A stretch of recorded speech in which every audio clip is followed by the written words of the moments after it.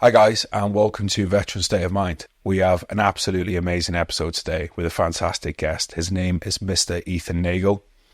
He is a recipient of the Silver Star and the Purple Heart, served in Iraq and Afghanistan with the United States Marine Corps. He's an infantryman, a scout sniper, and he is a filmmaker, a storyteller, and podcast host of the Into the Breach podcast, which I listen to myself. He's up to all kinds of things with all kinds of people. He is a very, very interesting guy and the perfect guest to kind of get back into those questions on the podcast about not only what are our operational experiences as a generation, but what drew us to it in the first place. Why do people in all generations, I suppose, want to become warriors? Why can some people go to a film, to a movie and see something like Black Hawk Down and think that was interesting, that was fun, and then just go home and not think about it again?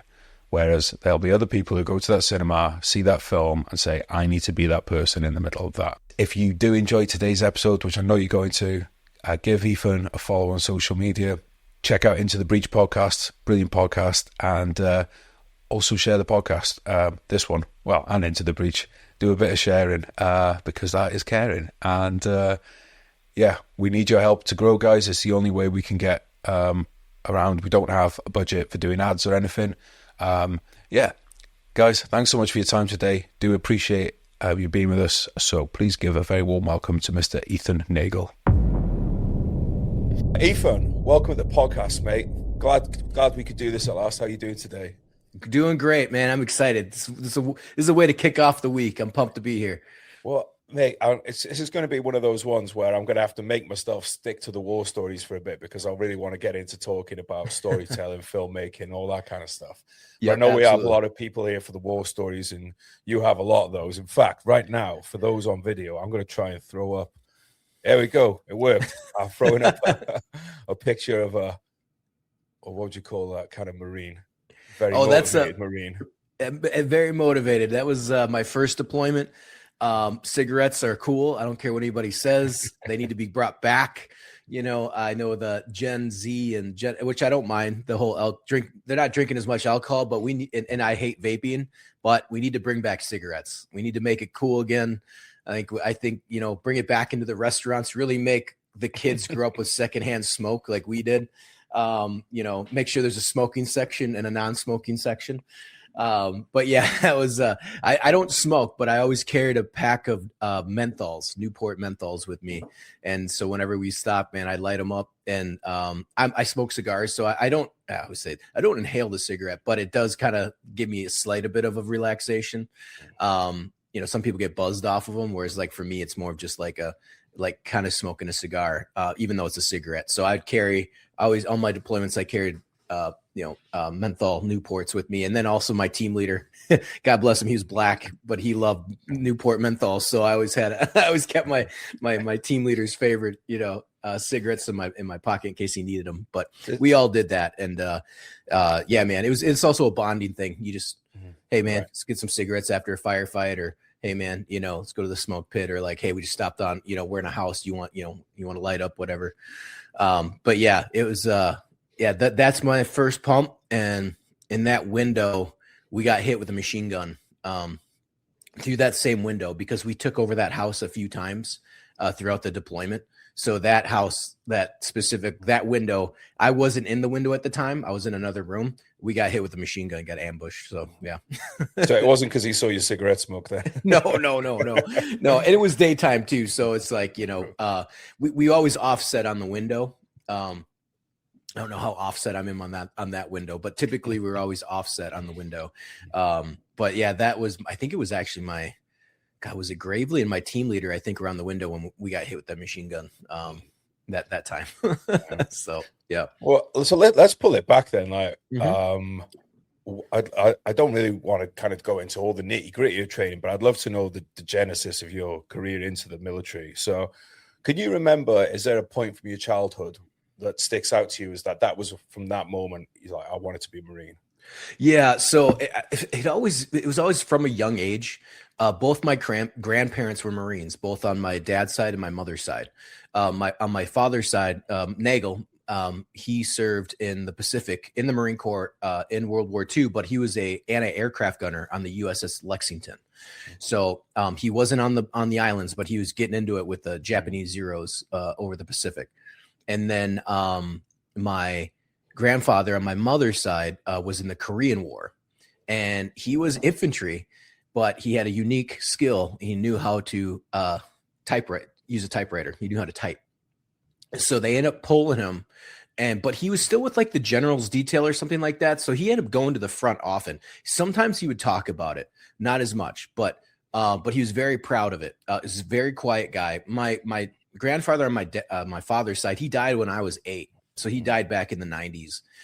Sadly, it's one of those things where my dad said he very rarely talked about it. And once in a while he would bring up stories and my dad would be like, holy shit, like what, what? Like he was talking about, he like shot up a zero and it hit their command tower. And he was like, yeah, I saw the guts of like the Japanese, kamikaze pilot hanging off our radar dish and they had to clean it up. And my dad's like, oh, all right. But he didn't talk about it a lot.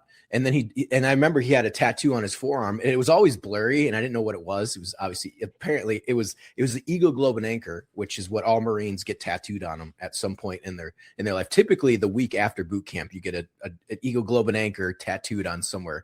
I got it right between my shoulder blades. And so I didn't realize that's what it was on his forearm. Apparently he got drunk one night and went out and got a tattoo and it was the Eagle, Globe, and Anchor on his forearm, which by the way was not very popular back in late 1940s or in the 40s in general. So so we didn't get to hear a ton of his stories, but my grandfather that was in the Korean War, he kind of started talking about it after I had went in the Marine Corps, and he had it's like a veteran to veteran. It's very much had a bonding experience with that, or he felt a connection. And same with my brother. My brother is a few years older than me. He joined a year after I did in the Marine Corps, but he also fought in Afghanistan. So there was always that connection that we had with him. And then he had Parkinson's, and then that slowly ate away at him. He was always a quiet guy, so we didn't get a ton out of him. And I always regretted a little bit not sitting down and asking him about his experience directly to record it, because there was a point where in about 2012 I thought about it, because I wasn't in film school yet or anything. I was still contracting. I was like, man, I should sit down with my grandpa, because some of the documentaries were coming out and I was like, that'd be great to like just sit down with him and just record.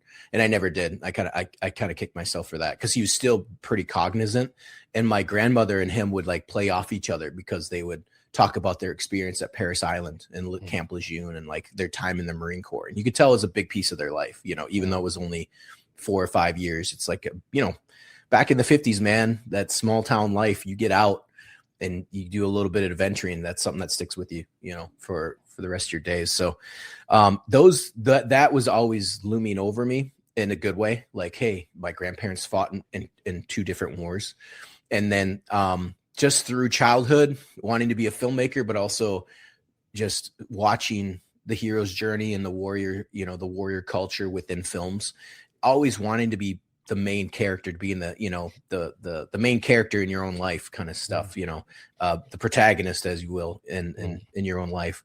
And so just watching films and just kind of getting motivated by that. I watched a lot of History Channel, like Storming the Beaches and like they're always on at my grandma's house. And so I just loved History Channel, and we didn't have cable. So I just would sit in the front of the TV and watch, combat footage, and just being like, man, if I could be one of those guys, like. And so as I got older, I played with the idea, and then 9/11 happened. And that is a catalyst of, okay, this might be real. But when we invaded Iraq, that was kind of the nail in the coffin, because it was like, I can actually fight in this war. Like, there's a war to go fight. And in a big way, by the way. It wasn't just like a small skirmish. Clearly, it was, a huge undertaking with the United States military. So I was like, now is the time. We went and visited USC Film School along with San Diego State, and my heart just wasn't in it to go to college yet. Even though I was a hardcore filmmaker at heart, during high school, I'd build computers. I watched every DVD commentary. I watched all the special features. Like that was my film school. And I was all about it. Everyone knew I wanted to be a film director. Like that was like, you see kids like in the TV shows, like, oh, I love movies. Like that was me. That was me. And so, but I wanted to prove myself. Like I wanted to know if I could stand shoulder to shoulder with, the men that fought in World War II, Korea, Vietnam, that went to war and came back, and be a part of the warrior culture. So I saw the window of opportunity, and I was like, all right, like, it's now or never. Like, even though the wars kept going on, nobody knew that back in I joined in 2005. I graduated high school in 2005, but I signed the papers in 2004. So no one knew it was going to, that Afghanistan was going to go on until 2021, and so, because my dad was like, well, you could go to college and then you could go to OCS and be an officer. And I was like, I just don't want to do that. Like, I want to be a grunt. Like, I want to be the private, I want to be the corporal, making shit happen. So, that's what I did. So I signed up, and it's a long story to the evolution, but it was always there. It was always there in some aspect, but it was like, does the opportunity present itself? Because if there was no combat, or like, say if we never invaded Iraq, I probably would have never joined, like, or even, what I mean? Because 9/11 with Afghanistan, like, I don't know if people remember this or not. It didn't last long in the media cycle. We went in, we kicked ass. We didn't get bin Laden, but then it just kind of like faded. And then the Iraq war started kicking up. But even then it wasn't a ton of units that it was all special operations that went in, and like one or two Marine units like dropped into, I think, like, and same with the Army, but it wasn't mass scale invasion. It was more handled by like SF and Delta, and whatnot. So, and all the special operations units. So I don't know if I would have joined, you know what I mean? Cause it's kind of like, I don't want to say that it'd be aimless, but, I don't know if the motivation would have been as high to join, because then I'd feel like, hey, I'm missing out on going to film school. So anyways, but that didn't happen. I joined right away. So that's the kind of the, my origin story. It was always kind of there, but I think a big part of it, which I think a lot of us, to be honest with you, all in our minds, we all have something to prove. And I think one of the common denominators, war shows you who you are, and it's going to push you to your limit, like, and even beyond your limits. And I think everyone joins to prove to themselves, prove to their fathers, prove to their community, prove it to themselves that they can do it. And then also it elevates you to warrior status among the culture. And that's probably one of the most, if not the only common thing that every culture shares, is their warrior class, And so, and every generation has its warriors. So I think being a part of that group is what drives a lot of guys in, but that's just my take on it. So, but yeah, that's kind of the origin story. Well, I want to come back to that idea of being the protagonist of your own life. Before we get to that though, I mean, I'm sure there's a lot of people listening who are around our kind of age group who are feeling exactly the same about grandparents. Oh, I wish I asked this. I wish I asked that. If you did you're in a great studio right now, if they sat down with you, what's one question that you'd ask each of them about their experiences? Oh man, that's tough. I think the general blanket was, what was it like? Like what was war like for you, or what was your experience?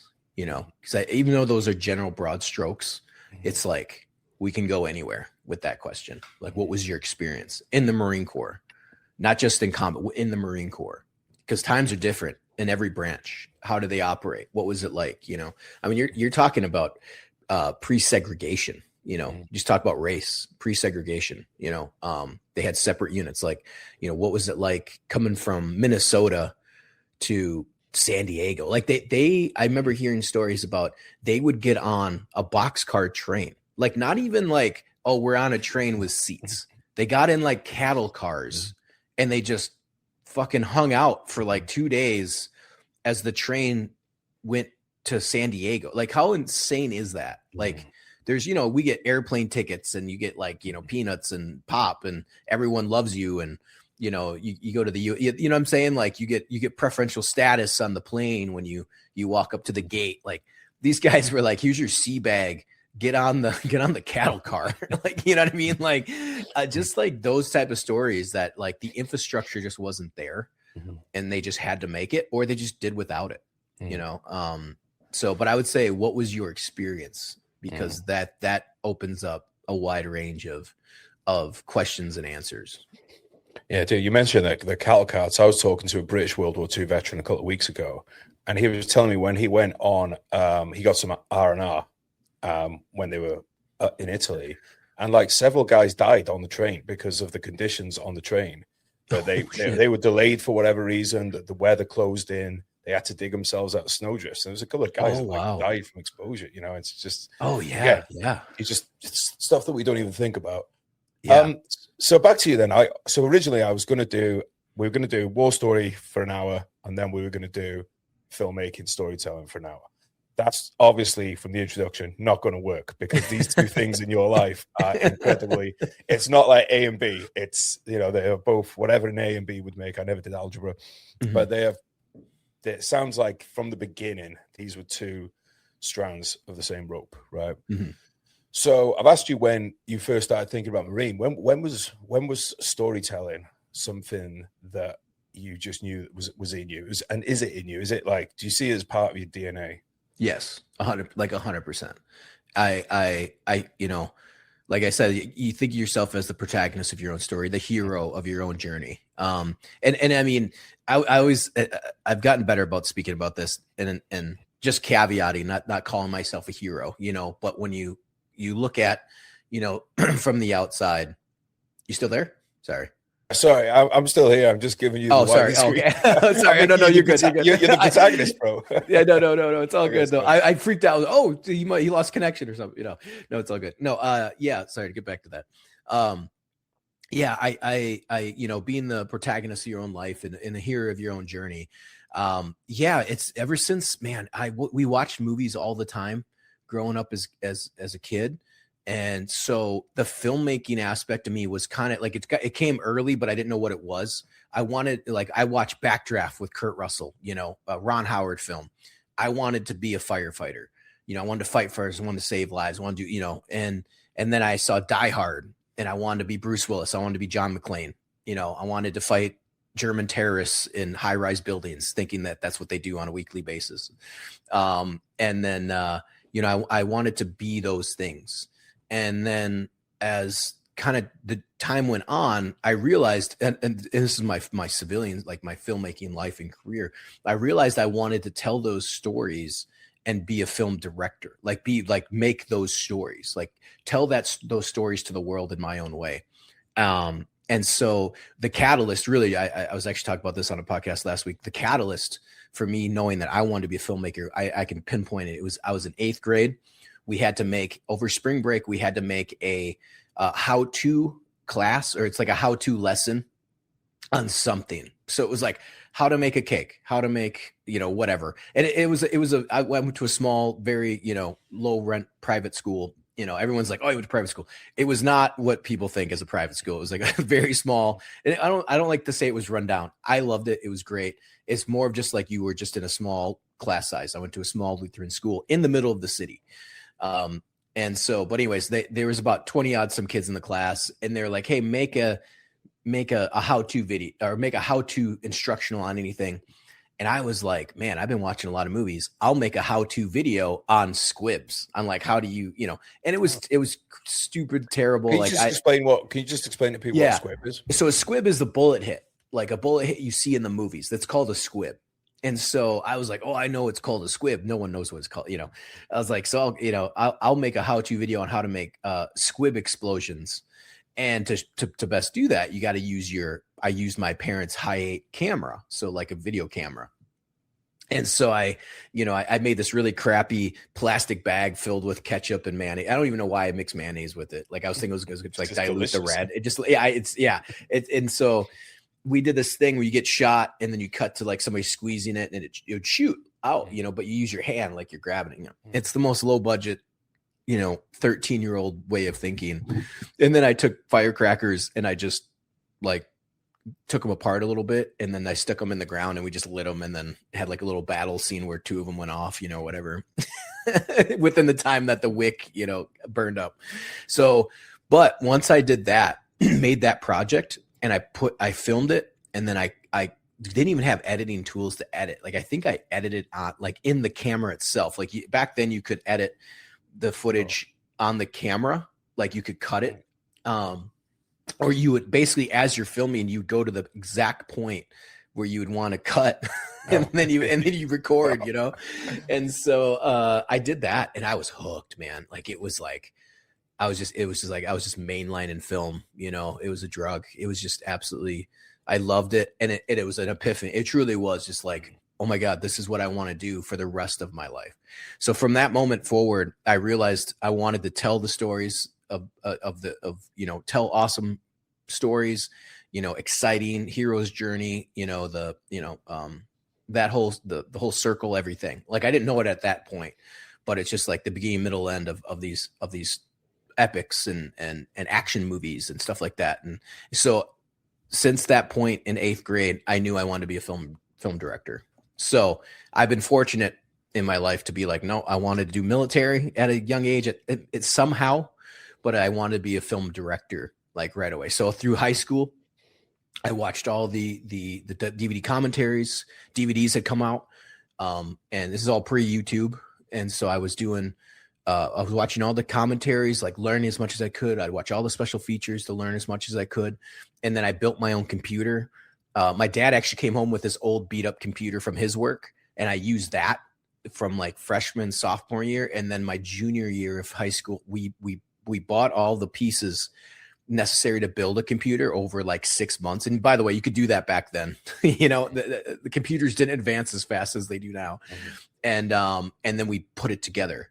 And then that was like, I used Firewire, to like intake, and it could do audio and video. I was like, oh my God, I can get audio. This is, like total, gum and spitball and gum and put it all together.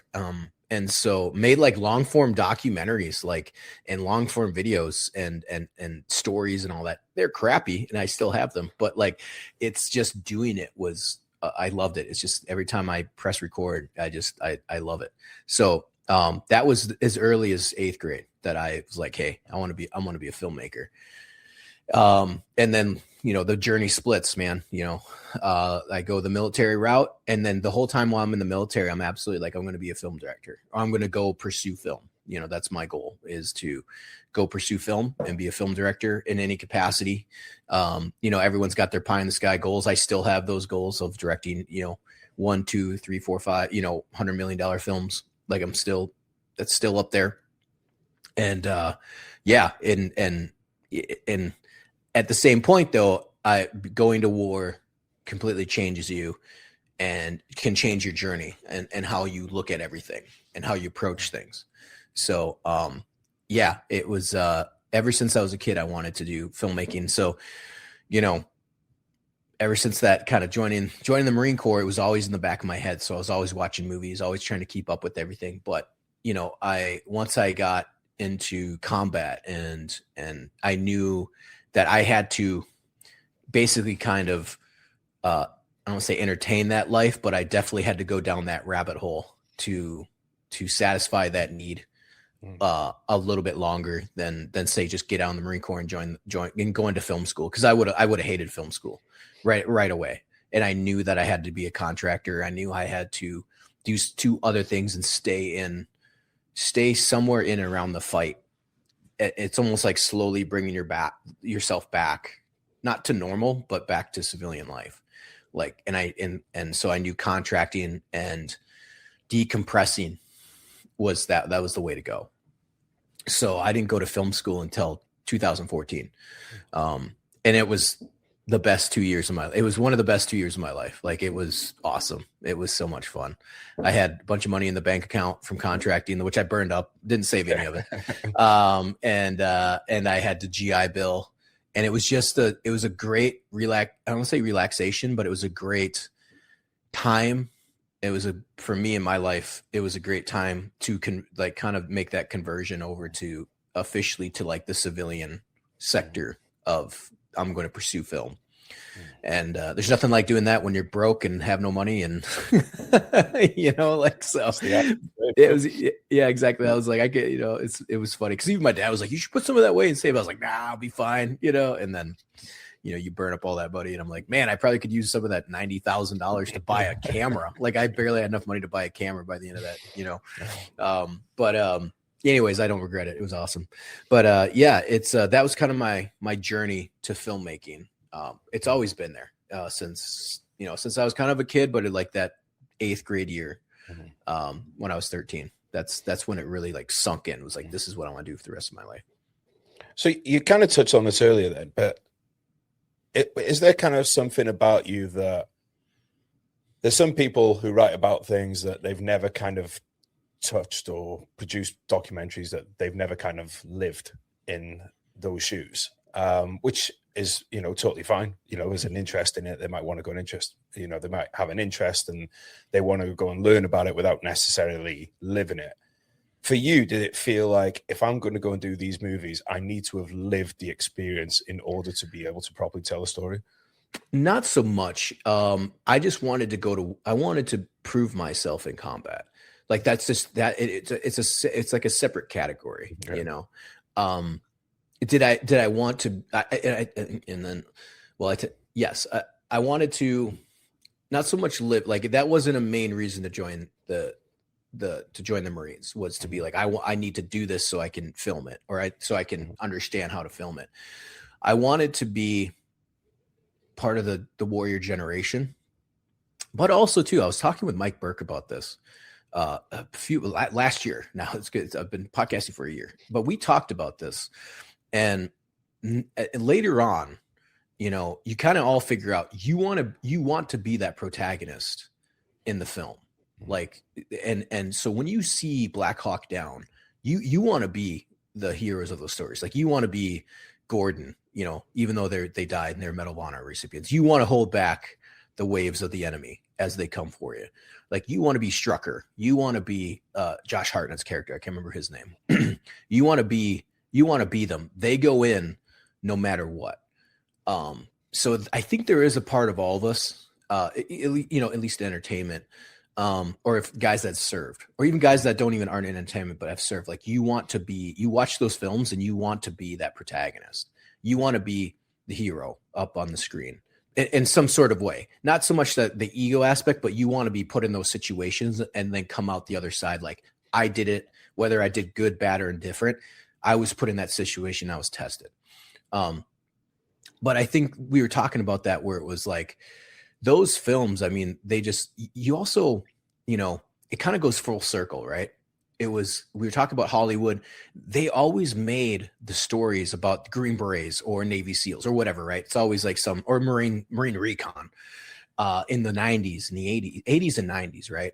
And it's like they're making these films, but then at the same point, like you as a kid see that, and then it's almost like you want to be that character, and it kind of comes full circles. Then you do what the hero's journey does, but then Hollywood makes the films about like you did what. How should I say this?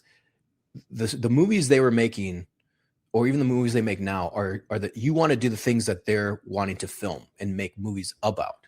So it's like this thing of like you see it, you want to like, man, if I could go to war and prove myself. But then if you go through that journey and do it, now suddenly Hollywood is making movies about the things that you did.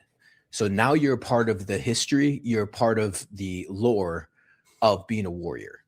And I think that's important for a lot of guys. Like that's what we grew up with. Like we saw it on film, and then come full circle. Now Hollywood's going to be like, we want to tell your story about what you did or what your generation did out there. So it's kind of like this thing of like, basically, they're putting on, they're now telling the stories that we did, So I think that kind of translates a little bit into that aspect of it's kind of coming full, I'm a filmmaker, so it more full circle for me, but I also kind of like, I think as a generation, not just filmmakers or creatives, but sometimes it's just kind of being like part of that generation of when they start putting stuff up on the silver screen or on TV, you can just say that that's what I did.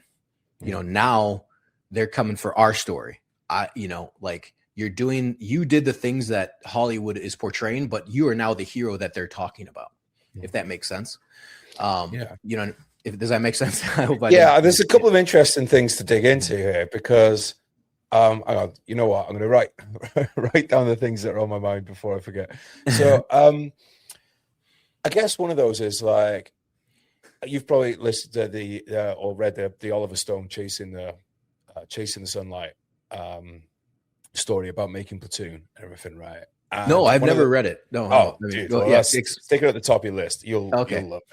And I find that really interesting because, and I've listened to like one of the questions that quite often the books I've done with World War II veterans, one of the things that the interviewers that asked them at the Imperial War Museums was, did you watch war films? What do you think of war films and stuff? And there seemed to be like a bit of a mixed reception, as you'd expect when you get a huge group of human beings together. And a lot of them were, I think, quite annoyed at the perceptions, particularly like World War II veterans, about how sanitized everything was, in those kind of films. A lot of them actually said, so this was pre-Pacific, but a lot of them I saw interviewed from the National World War II Museum, they'd be like, oh, Band of Brothers is good. I like Band of Brothers. But they basically said that, that all these other films about their experiences were all the shit. And I think they seemed quite annoyed about it as well, because it didn't accurately portray the hardships and the sacrifices that they'd gone through. And I feel like we're in that interesting point now, like you're saying, where some of these films that come out, they could be a bit annoying. And then there's others, it soon does the rounds if there's one that's like a realistic or does a good portrayal. But also something else that you kind of mentioned, and I get it as well from not that I'm a filmmaker, but I can see if there's a high stakes special forces mission, that is a lot more of a sellable project than a 6-month slog through Sangin, right? Where, so I kind of get that kind of aspect of it. Now trying to remember the second the second point that I had to ask you on that. The whole the being a protagonist thing. So you mentioned like you watch Black Hawk Down and you want to be one of those guys, leading the rescue, fighting to the last, that kind of thing. But the fact of the matter is that millions of people watch Black Hawk Down, and millions of them didn't go and join the military, right? So what is it that makes that difference between, because everyone watching probably would go like, oh, I'd love to be that guy, he's super cool flying around on a Black Hawk. Everyone probably thinks that, but then most people then could just go home and that's it. So where does that like come from? Is it because, again, it's most of us in our generation have grandparents who served in the Second World War, so we're not unique in that. So where is that extra spark that makes the difference from I could see myself doing that and I want to do it? Like where is that? Is that intrinsic? Is that put into us in our childhoods? Where do you think that comes from? Man, that's a really good question, and that's a $1 million question. Because when I joined, I think, I don't know. I had been fortunate enough to where I was a wrestler, and I would say the sport of wrestling really helped mold me to who I am today, and not in a cheesy way, but it kind of really did. All the goal setting, into what we called it integrity, doing the right thing when no one else is looking, i.e., are you training as hard as you should be when you're alone, or are you cutting the corners? And it was like simple shit like that. Like, are you cutting the corner when you're outside running? Are you going to cut the corner, or are you going to round the corner? You know what I mean? Like, and that's up to you, and only you can decide that. And the goal setting was huge. We did a ton of goal setting in wrestling. And wrestlers, they're kind of like the I always thought of it like they have a really good warrior mentality. Like you're wrestling, you're not killing anybody, but you are. It's kind of like the closest thing you can get other than like combat sport when you're like kicking maybe UFC now. Back then they didn't quite have that. It was like boxing, right? I think UFC was around, but it wasn't very popular. And I kind of got it a little bit from that, but that's, like I said, that's $1 million question. Like, what's that spark?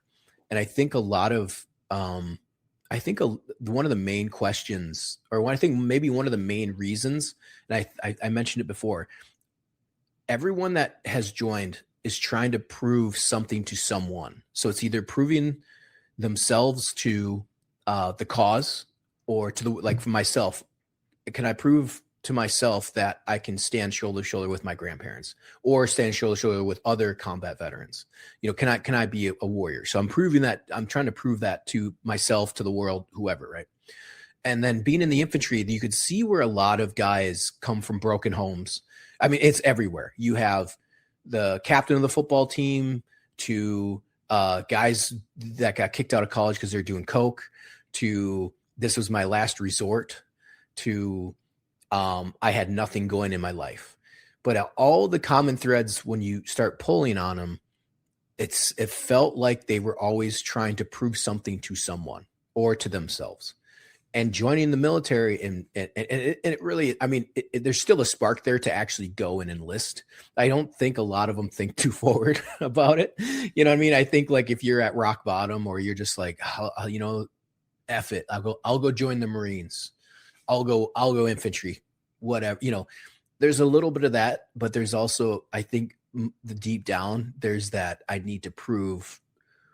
I'm going to go, it's not good enough for me to finish college, because that's what everybody did. So if I'm failing or whatever, I'm saying, I'm just kind of bringing that as an example. I'm going to go join the Marines. I'm going to go to war. That supersedes anything you could do in college. You know what I mean? You go to war and you come back, the way that your community receives you, there's no other reception like it. There's none. Coming back from war, there's nothing like it. If you grew up in a broken home and your dad's not there, or you whatever, go join the Marine Corps. You're going to find your father figure, and then you're going to come back again to that same community, and you're going to be above and beyond what they expected from you. And you're proving to them, and then you're proving to yourself that you can make something of yourself. And you're going to war, which is the ultimate test of man. Like, that's it. There's nothing else like it. And so, and then you can go down the line. I'm trying to prove to my dad, kids that come from a rich family, I'm trying to, there's nothing like, hey, I'm not, my sister's a doctor, my dad's some whatever PhD and whatever. Go to war and come back, and they'll look at you different. They'll look at you. You've done something that no one else does, or you're now a part of a group of people that is highly respected in the culture. And you've done something that they'll never be tested in their entire life. I think that's part of it. Again, that's that spark. That's, I think that's as close as I can say after like 20 years, and even being in, like, I kind of saw that being in, you're in the smoke pit with guys, you're with them 24/7. They're your brothers. You start figuring out why they're there. Why, they talk a big game, but dude, month 3, 4, you start getting into, why are you here, man? Like, what, dude?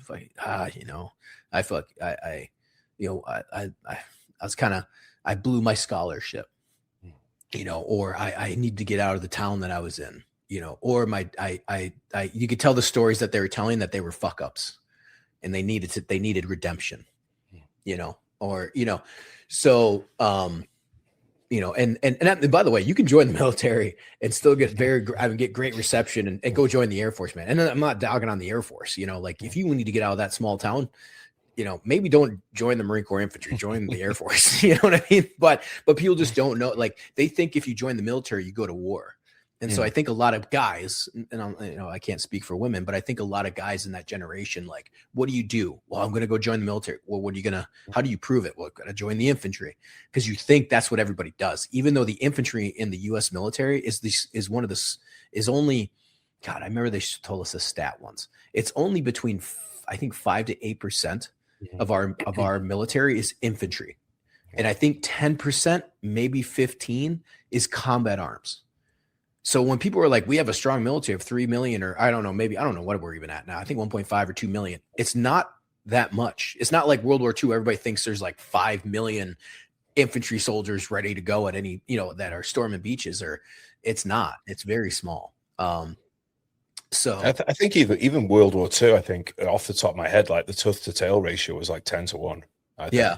You need the logistics and you need all that stuff. So it's like, which is great. I think it's awesome. And, but I think when it comes specifically, well, joining the military, you know, like I said, people respect that and everything, but what we're talking about too is the spark of joining and going to the infantry and going to combat. And I think there's just levels to that, you know, but I the best I could, you know, I think the most after all these years of talking to people and pinpointing is they're trying to prove something, either trying to prove that you could be part of the culture, you know, prove to their father, prove to their parents, prove to their community, prove to themselves, their ex-girlfriend, you know, who knows, you know, yeah. So, that's the best I could probably tell you, that after all these years, I would say. And again, it would be awesome and interesting to talk with, like you've talked with World War II vets. Why did they join?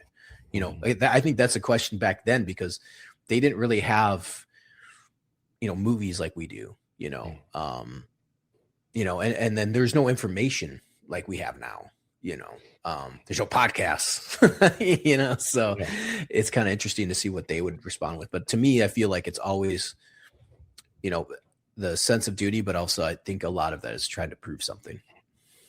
Dude, I mean, I love the answer. I think it's a great answer. The podcast one, and if there was World War II podcasts around, there's an interesting one, right? Because, I mean, I've just been re-listening to like the Dan Carlin's kind of, I forget the name of the series, but it's like a 25-hour long series of the war in the Pacific. And he was kind of saying about how the media, what was released in the media was changed at different points in the war. So like at the beginning of the war, they weren't really showing much of the carnage that was happening. Like you'd never see a picture of a dead American soldier, let alone one who was like, you know, like someone who was like really messed up. And then when they got to, I think it was Tarawa, they decided they released some of the footage of the guys, you know, all these dead in the surf, the tanks knocked out. And apparently the reason being because they were like, right, we need to steal people for what's going to be happening when we get to Japan main islands, because they were estimating like 500,000 plus casualties, you know? Yeah. So the way that they released it, and because one of the things I'd love to ask my granddad is like, why did you join Bomber Command? Because you joined it at a point in the war where you knew that like it was a 50-50 chance at best of making it out unscathed, right? It was more like 75, 1 in 3 chance of making it unscathed. Why did you choose that? Like, you know, why not the infantry? Why not something else? And I'd love to know the answers to that. Because at the beginning of the war, you can understand, right? Everyone's like, I want a uniform. The other levels of patriotism back then as well, obviously super high. You know, there's all that. My dad did his bit in the First World War, all that kind of stuff. But it's I think when you get later into a war, so for instance, in your generation, the 9/11 moment, I don't think that needs explaining to anyone. Someone attacked your country, a lot of civilians were killed, you want to go kick their ass. Makes total sense. But then, like, say the guys that joined in 2010, where Iraq's already kind of gone to shit, Afghanistan hasn't quite gone to shit yet, but we're still there 9 years later, you know. I'd love to know, like, what's in those guys' heads for, like, you know, because they've probably got brothers or friends or, you know, maybe a cousin who's like, oh yeah, I was in the same place 4 years ago, but now you're going to go back to it. So I find that, the motivation, dude, is a super interesting one. But like you said, it makes sense. If your point is to prove yourself, it's like, well, I don't need to be on the winning side of the war. I need to go and do my bit regardless. The outcome of the war is almost secondary to my outcomes as a human being. And that's a great point, because I was about to chime in on that as well. Is the guys that joined, you know, because I joined in 2005, and Afghanistan wasn't on anybody's radar. And then we pulled out of Iraq. It was like December of 2011. But then Afghan really got back into everyone's minds in 2008, because my brother was a part of the push into Helmand in 2008, and then like it went back. And not saying, and obviously there was some heavy fighting between, you know, I think if guys that have been there, like 2005, I think even 2004, but like 2005 to it was insane. But no one was writing about it. No one was talking about it.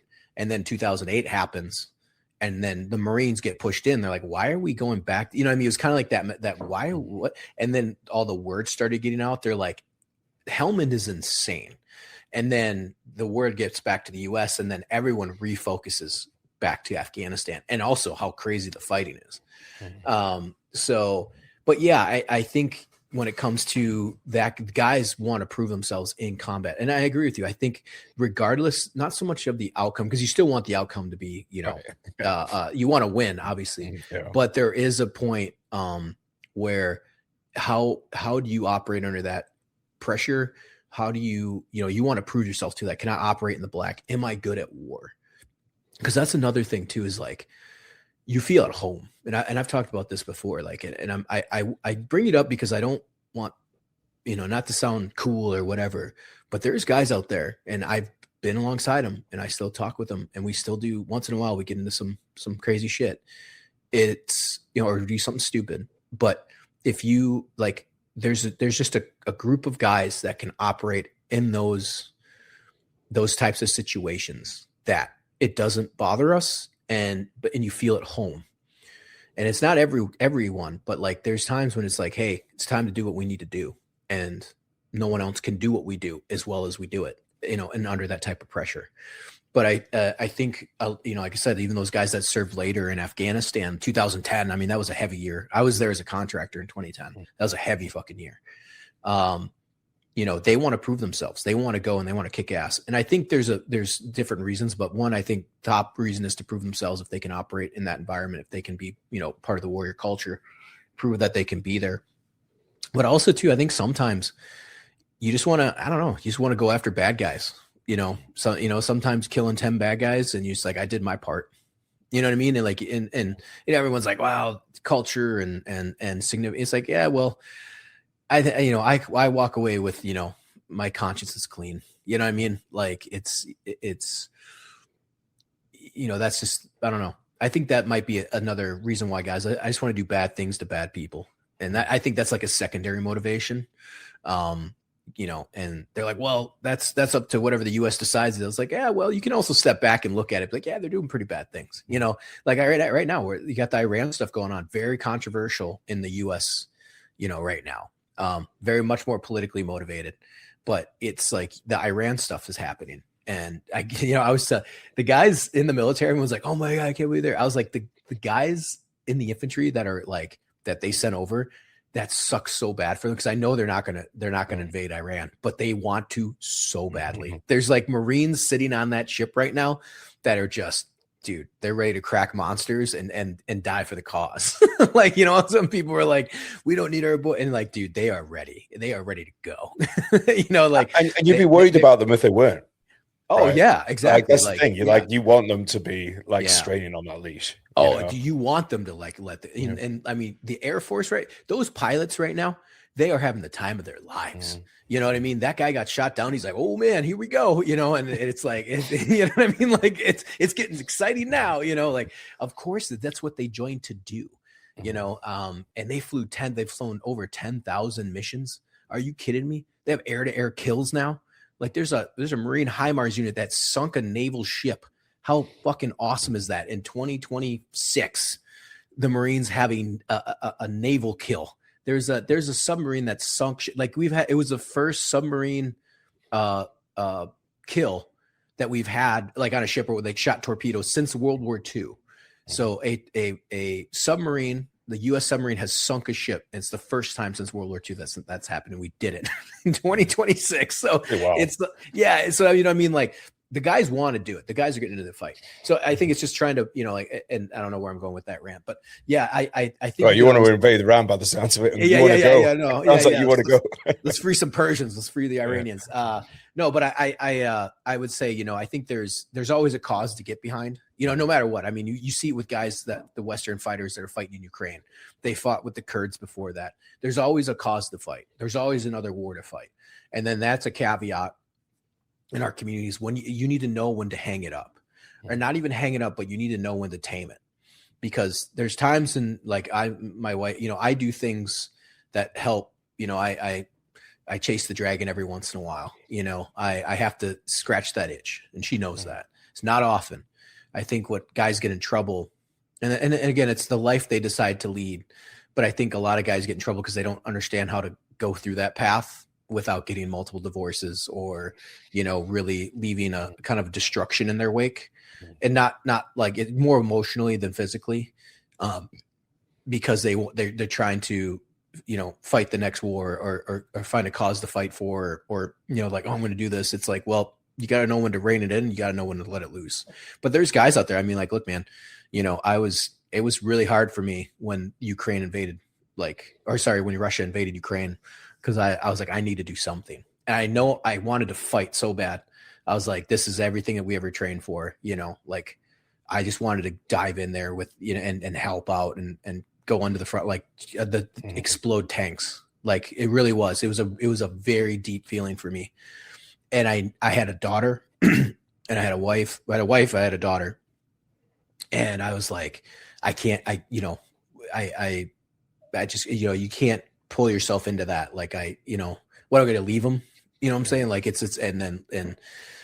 so I fought for that for a little bit and I knew that, but I was like, I got to do something else. But I have skills that I can do. And that's when I found, my buddy had found an NGO that was going in to help evacuate orphans. And I was like, I can do that. You know what? I'll let the young bucks get after the T-72s. I'll take care of the civilians. Like it's like that type of thing. And I've been there and I know it. Like I said, man, like we crossed that line from Poland to Ukraine, man. I felt like I was back home. Like I felt so calm. Like it was like you're just back in it. And it was one of the, it's a crazy feeling, but it's a great feeling. You're just like, yep, I'm here. I know what I'm doing. I had all my E&E routes all picked out. We had everything we needed on download on maps. We had our go bags. We had, my battery, like everything. We were ready to go. So yeah, I don't know where I was going with that, but yeah, I think it's one of those things where you can always find a cause to fight for, but you also have to know when to rein it in. But yeah, when it comes back to that original spark, I would say, they're always trying to prove something. And then I think secondary, you're just trying to find a noble cause after that.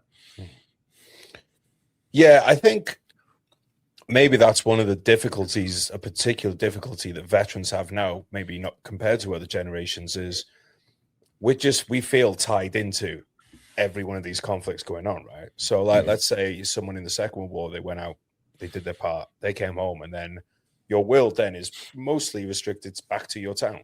And certainly your country, and maybe something flares up that your country's involved in, but you're not seeing on Instagram a bunch of dead Nigerians who have been, murdered. You're not seeing that. Like you probably you're not stupid. You know that the terrible things happen in the world, but you're not sitting on the toilet going, "Oh, there's a massacre in this country. There's a massacre in that one," and seeing, like you said, monsters everywhere. And I think that's probably something that's never happened to a culture in history before. To have that, and to just, and there's that part of you, the questions yourself, well, who am I then? Can I call myself a warrior if I know this is happening in Nigeria and I'm sitting in my office, and people finding different ways to get involved. But I do think that makes it really hard for people to make that switch of, no, I did it. I went away. I fought in the one that I fought in. Now I'm home. And, I know guys out there now in Ukraine and stuff, and I take my hat off to the people who do it, but I think it's probably more of a emotional conflict for a lot of people than maybe we kind of let onto. I think there's probably a lot of people that are wrestling with that, if not, maybe not day to day, but these things go on all the time, don't they? So it's probably something, and I can imagine someone, thinks that maybe the marriage isn't going so great and stuff, and it's like, well, where I felt at home? Over there. I'm off. Yeah, and and I agree with you on that. And the Ukraine, I think the Ukraine war is such a catalyst because Russia invaded Ukraine. People were getting massacred. Like they were leveling hospitals and like this was total war. It's not, even by the way, the ISIS fight happened too. There are guys that went and fought. I even thought about it. I was in film school when it kicked off, and I was like, man. But I said, I hate Iraq though. I was like, I hate Iraq, but I'd like to go back and see maybe, and I actually thought of this. I was like, maybe I'll do a war journalist type stuff. And that was the first inkling because I'd seen Restrepo and I wanted to do something like Restrepo for years before I end up doing but actual in 2024. So it took about 14 years for me to kind of realize to actually make that goal happen. Right. And, but yeah, it was, I thought about it in 2014. I was like, man, maybe I should go and document or something, cause I was like, I didn't know anything about the Kurds really. I kind of knew of them, but I hated Iraq. And I was like, dude, Iraq was such a shithole to me. I hated that. So Afghanistan was where my heart was at. But I you saw guys do that, right? There was a call for veterans to do that. Now, you didn't see a bigger call to the wider world to do that, but there was a call for US guys did it. Not a ton, but there was a little bit, and then when Ukraine kicked off, I think because I feel like that war the lines are drawn. There's nothing like it since like World War II, like the mobilization of tanks, air power. There's literally front lines. Like, these are the good guys, these are the bad guys. So I think there was much more of a black and white to Ukraine. I still think there is. I know everyone tries to muddle it. I in my opinion, I think it's just black and white. Like, the Russians invaded, they want Ukraine territory. It's like, it's very simple. I don't, everyone wants to complicate it. Putin wants it. He's going to try to take it. That's it. That's to me, that's what the situation is. But, but the Ukrainians and they're the underdog, and I feel like a lot of guys were like, this is it. This is what we trained for. And it's a noble cause, and so, dude, when I was there, I was there in the first 3 weeks, week 3, I was there. Wild. And you just saw groups of guys that clearly had just gotten out of the Army or the Marine Corps. And there's they're like 4 of them rolling down Lviv, and they're like, let's go I could literally overhear them because I was walking the streets getting coffee. And they're like, all right, let's go. I heard we can meet up here. So they were literally like just guys coming off the train, just like with their military ruck and their plate, like in their back and like a sea bag. And they're just like, let's go fight the Rush. Like, where do we go? And there was a group of friends, and they're just like, because they're part of that generation that they deployed, but they never saw any combat. You're talking about kids that went in like 2018 and they got out in 2022, or they went in 2016 and got out in 2020, and nothing happened. And now this conventional war kicks off, and they have the skill, by the way, to fight. Like, if you're an infantry boy and you're like, I want to prove so there's a ton of that, by the way. So there's a ton of Western fighters, obviously, in Ukraine. But yeah, I agree. I think sometimes it comes down to, like, me as an older guy, I've seen that life though. I've seen the contractors who've been doing it for 20 years. I've seen the guys that during the height of the GWAT had deployed fucking 6 times. They don't know their kids. They don't know they've been divorced 2-3 times. They're picking up the pieces now. Now you're going to go fight another war, and so, and this is my own life, but I tried getting a lot of that out of the way before I decided to settle down and get married. So I kind of, I'm not saying I left that life behind, by no means, but I definitely did the bulk of it before and I knew that too, by the way. Like, any girl I dated when I was contracting or deploying or doing anything, I was like, you take it or leave it, because I was like, this is what I'm doing right now. And I'm not going to be bogged down with relationship problems while I'm over there. Like, I'm not going to deal with it. And so they were cool with it, or we brought whatever, clearly I'm not with them. So I met my wife while I was in film school, and I knew I would be home more, I knew that life was a bit more finished. So when stuff like this comes up, it's a, not to go into marriage advice, but it's a partnership. So she knows the give or take, and she knows sometimes that I have to release the pressure one way or another, or scratch that itch. But she also didn't sign up for that life either. So I can't be mad when I can't be taken away. Like, oh my God, you're not going to let me go fight in Ukraine for the next 6 months? Like, of course not. Why the hell would you do that? I have a 1-year-old daughter back home, so you have to take all that consideration. I think there's a little bit of maturity to that too. I mean, it's just, but yeah, those first few months, man, in Ukraine, I was just, or like seeing that, I was just like, man, I just don't want to go back. Like it was just every day, all day I thought about it, every day, all day. But at the same point, there's another life, that you kind of, and I always kind of say this, like, guys, like, enjoy the life that you have. There's always someone left to fight, and you can maybe assist and help along the way, but like, let the next generation fight it, because you should enjoy the life that you fought for, enjoy the stuff that you never thought you'd be able to do. And that's kind of been my motto since I got out in 2009, which is like, you fought for life, now enjoy it. Like, it's okay to not go back. It's okay to enjoy, sit down on the couch and watch Encanto for the fucking 100th time with your daughter. Like, seriously, like, do that, like, spend time at home. I know it's hard, but you know, you have to balance those two things. You know, so. And like I said, I'm still plugged in. I still got one foot in. You know, I do and it's a lot easier to stay plugged in. And I think that helps a lot of guys. I think all these open source intelligence accounts on Instagram, keeping up with the war and conflict and actually getting involved some way or another. Maybe you do make a trip over for 2 weeks and help, you know, raise funds, you know. And by the way, all those countries are, you know, like Ukrainians love that stuff, man. They contrary to what everybody thinks, they love Americans. I mean, you know, the US in general, I mean, they love the US because we're the only ones giving, you know, one, we're giving them a shitload of money and weapons, but we also fundraise for them. You know, they know the difference between like our politicians and the people, like, you know, and so they're all about it. And Ukraine's awesome. I love Ukraine. I've been there twice now. It's sick. It's an awesome country. Yeah, no, dude, that's a great point. Like, as it's kind of like. It's the flip side of what I was kind of saying about not being able to switch off from it is the fact that there are ways of, you know, contributing.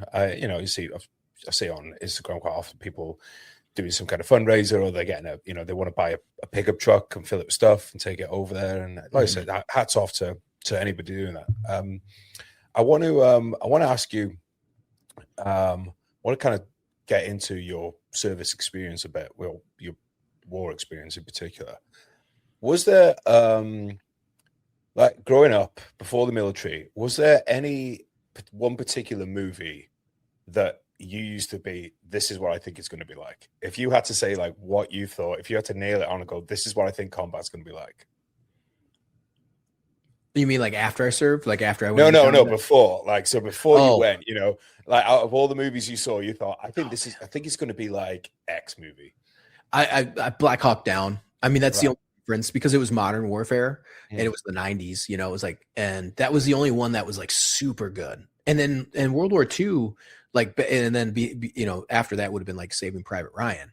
But I mean, that was World War II though. No one's storming beaches anymore. You know what I mean? So it was like, or maybe, you know, maybe they will be here in the next few weeks, but, but it's not going to be like D-Day type invasion. You know what I mean? It's not like there's going to be like bunkers and they're just ripping through guys, you know?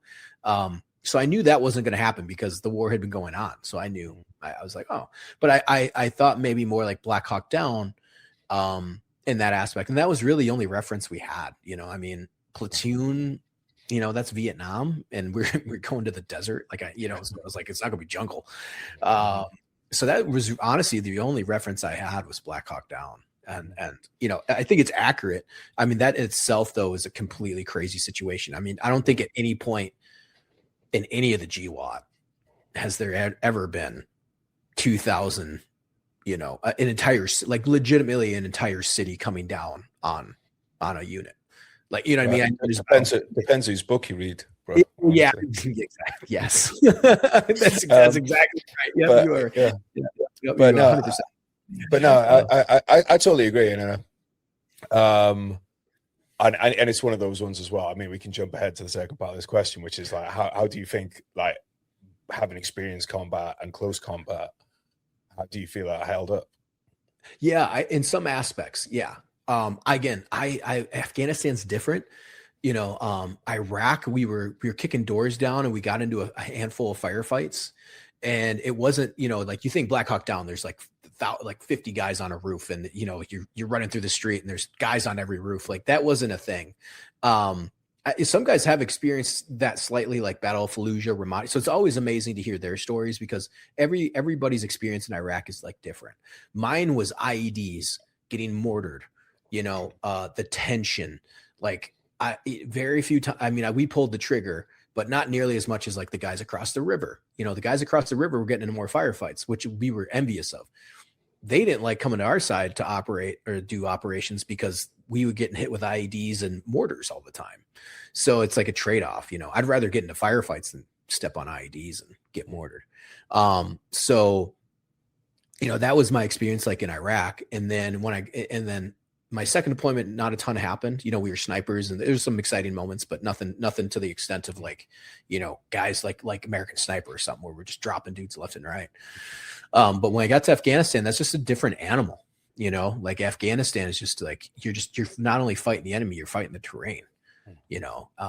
So that was just like, and then getting surrounded like we did, it was just like all hell's breaking loose, and that's, they're in and out of little crevices, and they're, close by, ducking in behind trees. So it wasn't urban. It was not wide open either, but it was mountains.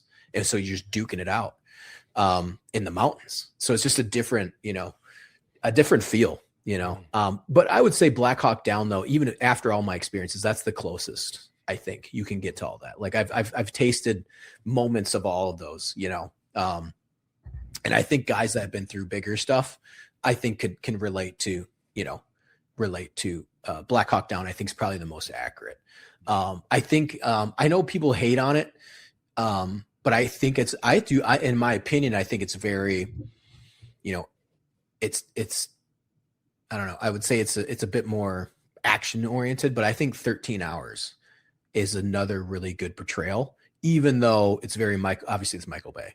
So but at that same point, there's moments in 13 Hours that are very, very real, that are very accurate.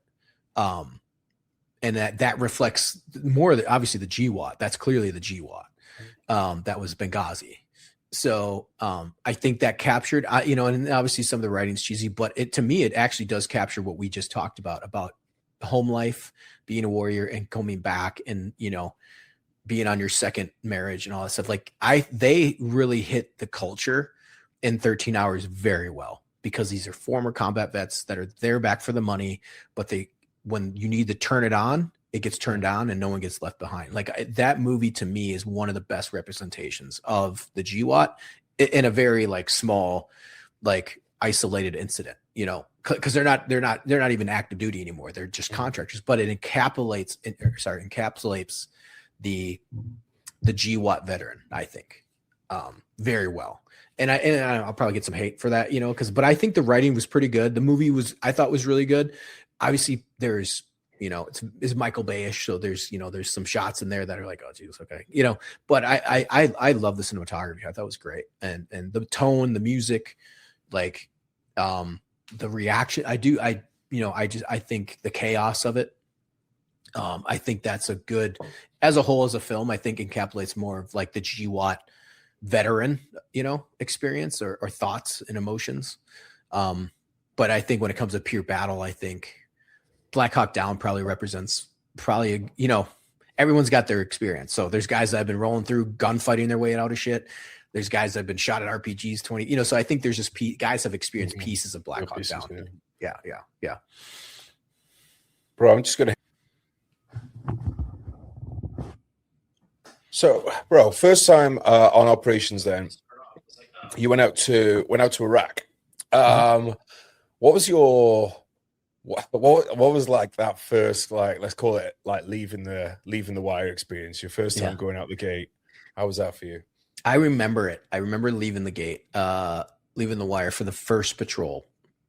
I was all hyped up, man. Like I was like, and I think this is where you watch too many movies, like I'm like, dude, we're going to leave this gate. We're about to get into a firefight, and this is good.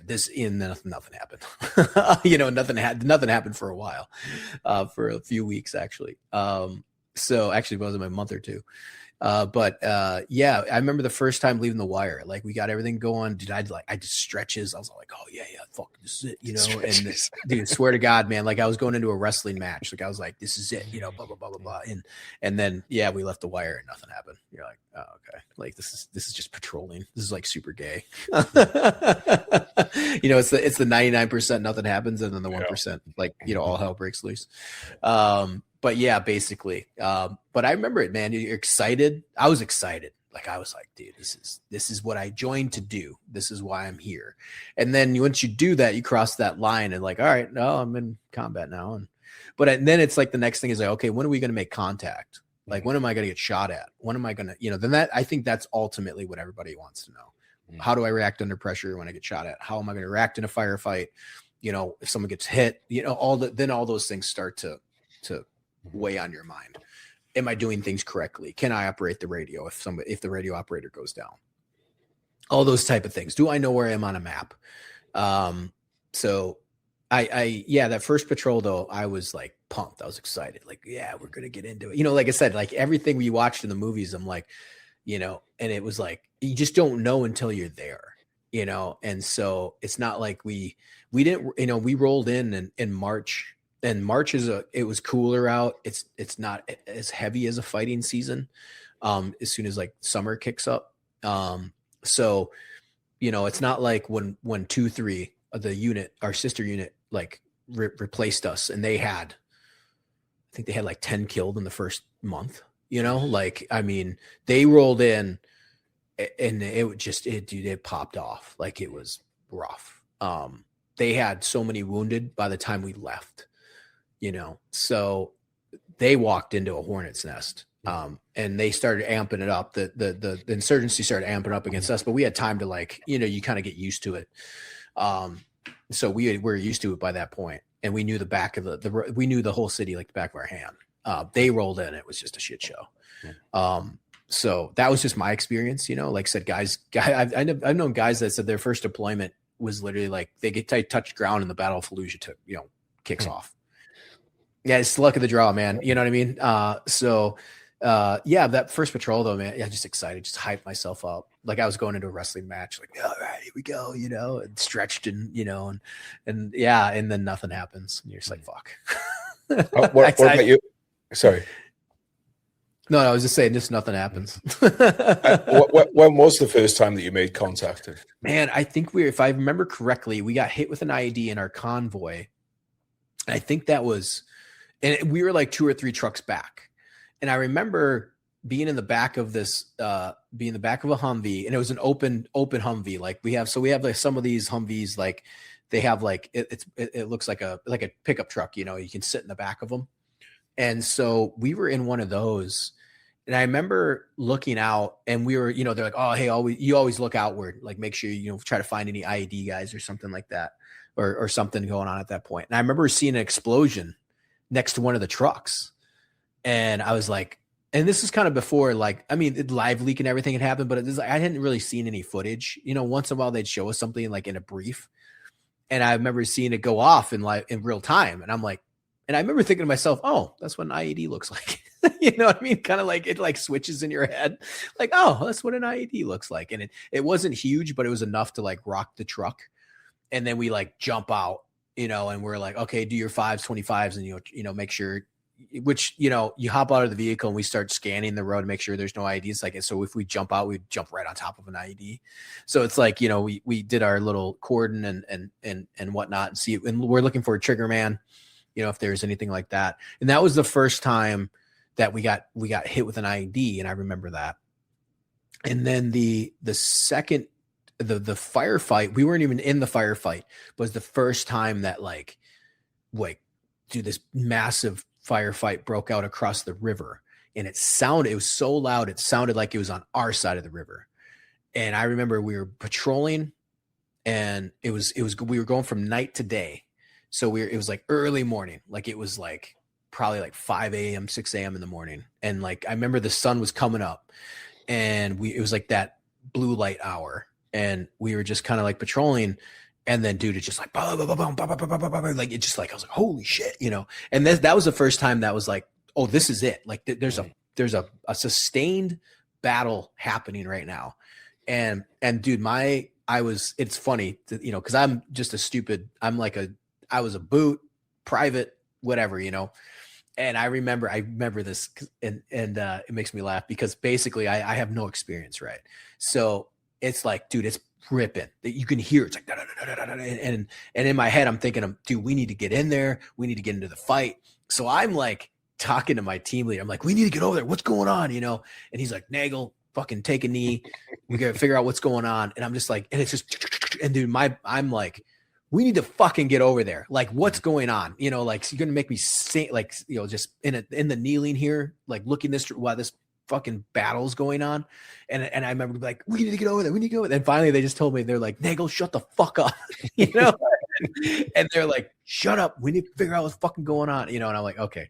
And then, but, which is true, by the way, you know, like I just wanted to run into the gunfire. I just was like, we just need to get over there. You know, this is what I joined to do. And I just, this urge to just run to the gunfire. Like I need to get over there. Like that's our guys. This is it. This is what we're trained to do. And come to find out, It was, I mean, dude, it was so loud. It was crazy. The battle was across the river. And what happened was it was the battle of, I think it was the Haklania Hotel. And basically these insurgents were they fortified this hotel. And one of the patrols of Kilo, I think it was Kilo Company, basically came across and they just got into this giant gunfight. And they ended up dropping 8, I think it was 8 of them. I know they did it. I know they made it. They did 8,000 pounds in one go. So I don't know how much munitions in total they dropped on this hotel, but I have video of them dropping 4 2,000-pound bombs.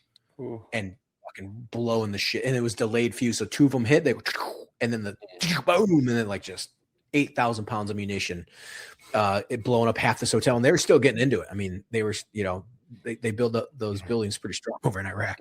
So, yeah, it was, I remember that was the first time of being like, holy shit, this is real. We need to get into this firefight.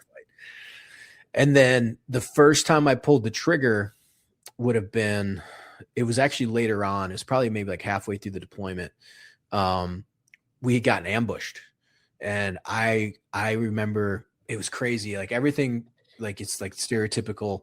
I remember things like everything went into slow motion. The gunfire kicks off, and I remember tracers going like one side of me, and then tracers on the other side of me.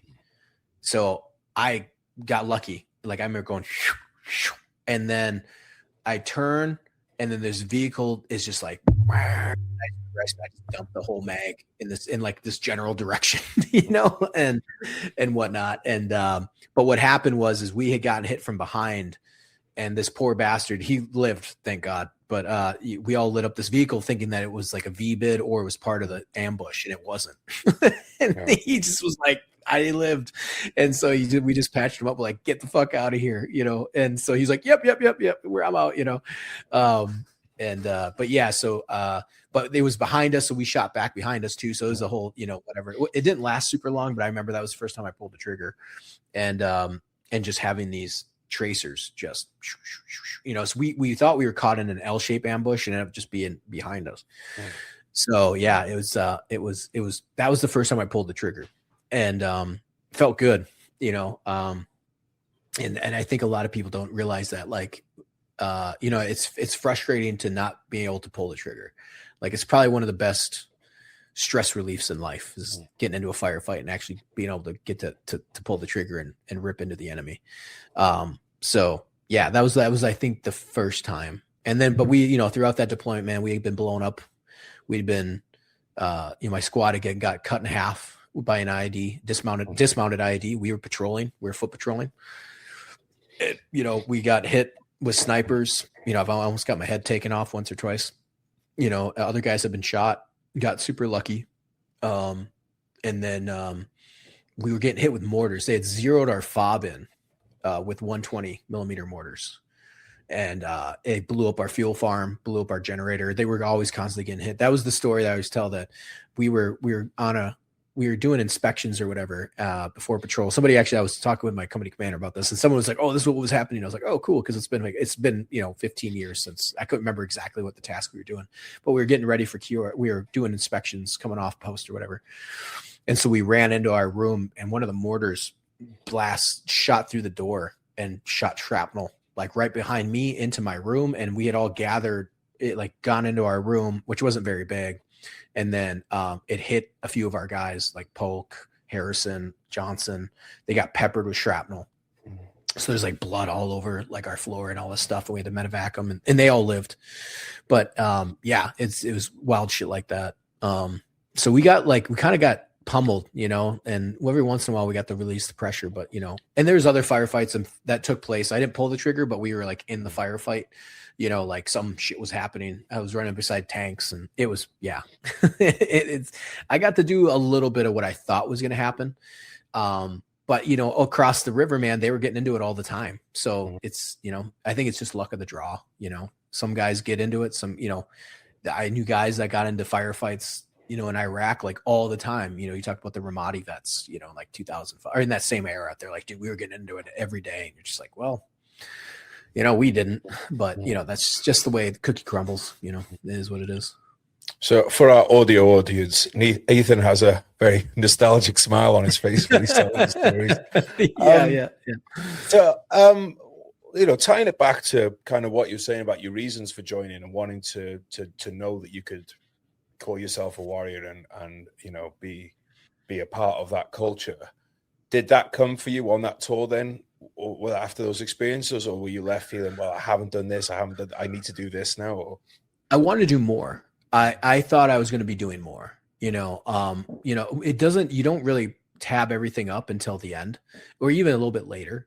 Like it wasn't until like a year and a half later. Cause I thought we did stuff, but I was like, man, I didn't do as much as I thought I was going to do. And then once you think about it, like a year later, and you add those things up, even though it might've been a handful of things or a dozen or a little bit more, you're like, holy shit. Like those were pretty crazy, intense things, but because it wasn't happening every day, you just watered those experiences down in the moment. You're like, oh, but then once you look back, like I was like, holy shit, like those are intense times. So I came back wanting revenge. One of my buddies was killed 2 weeks before we left. And then a guy I knew, Estrada, I didn't know him well, but he was killed after we had left, and he was on the last patrol and he was killed. Wow. So we were like, I wanted blood. Like I wanted vengeance, And so we wanted to extend, actually, and we requested to extend. And I remember them saying, you guys are out of your fucking mind. You're not going to extend. You need to go home. Like you need to decompress. Like you need to, don't worry, we're coming back again, And so, when I got back, I was pretty jacked up. You don't realize how tight you're wired. And that deployment, I was wired super tight, like really tight.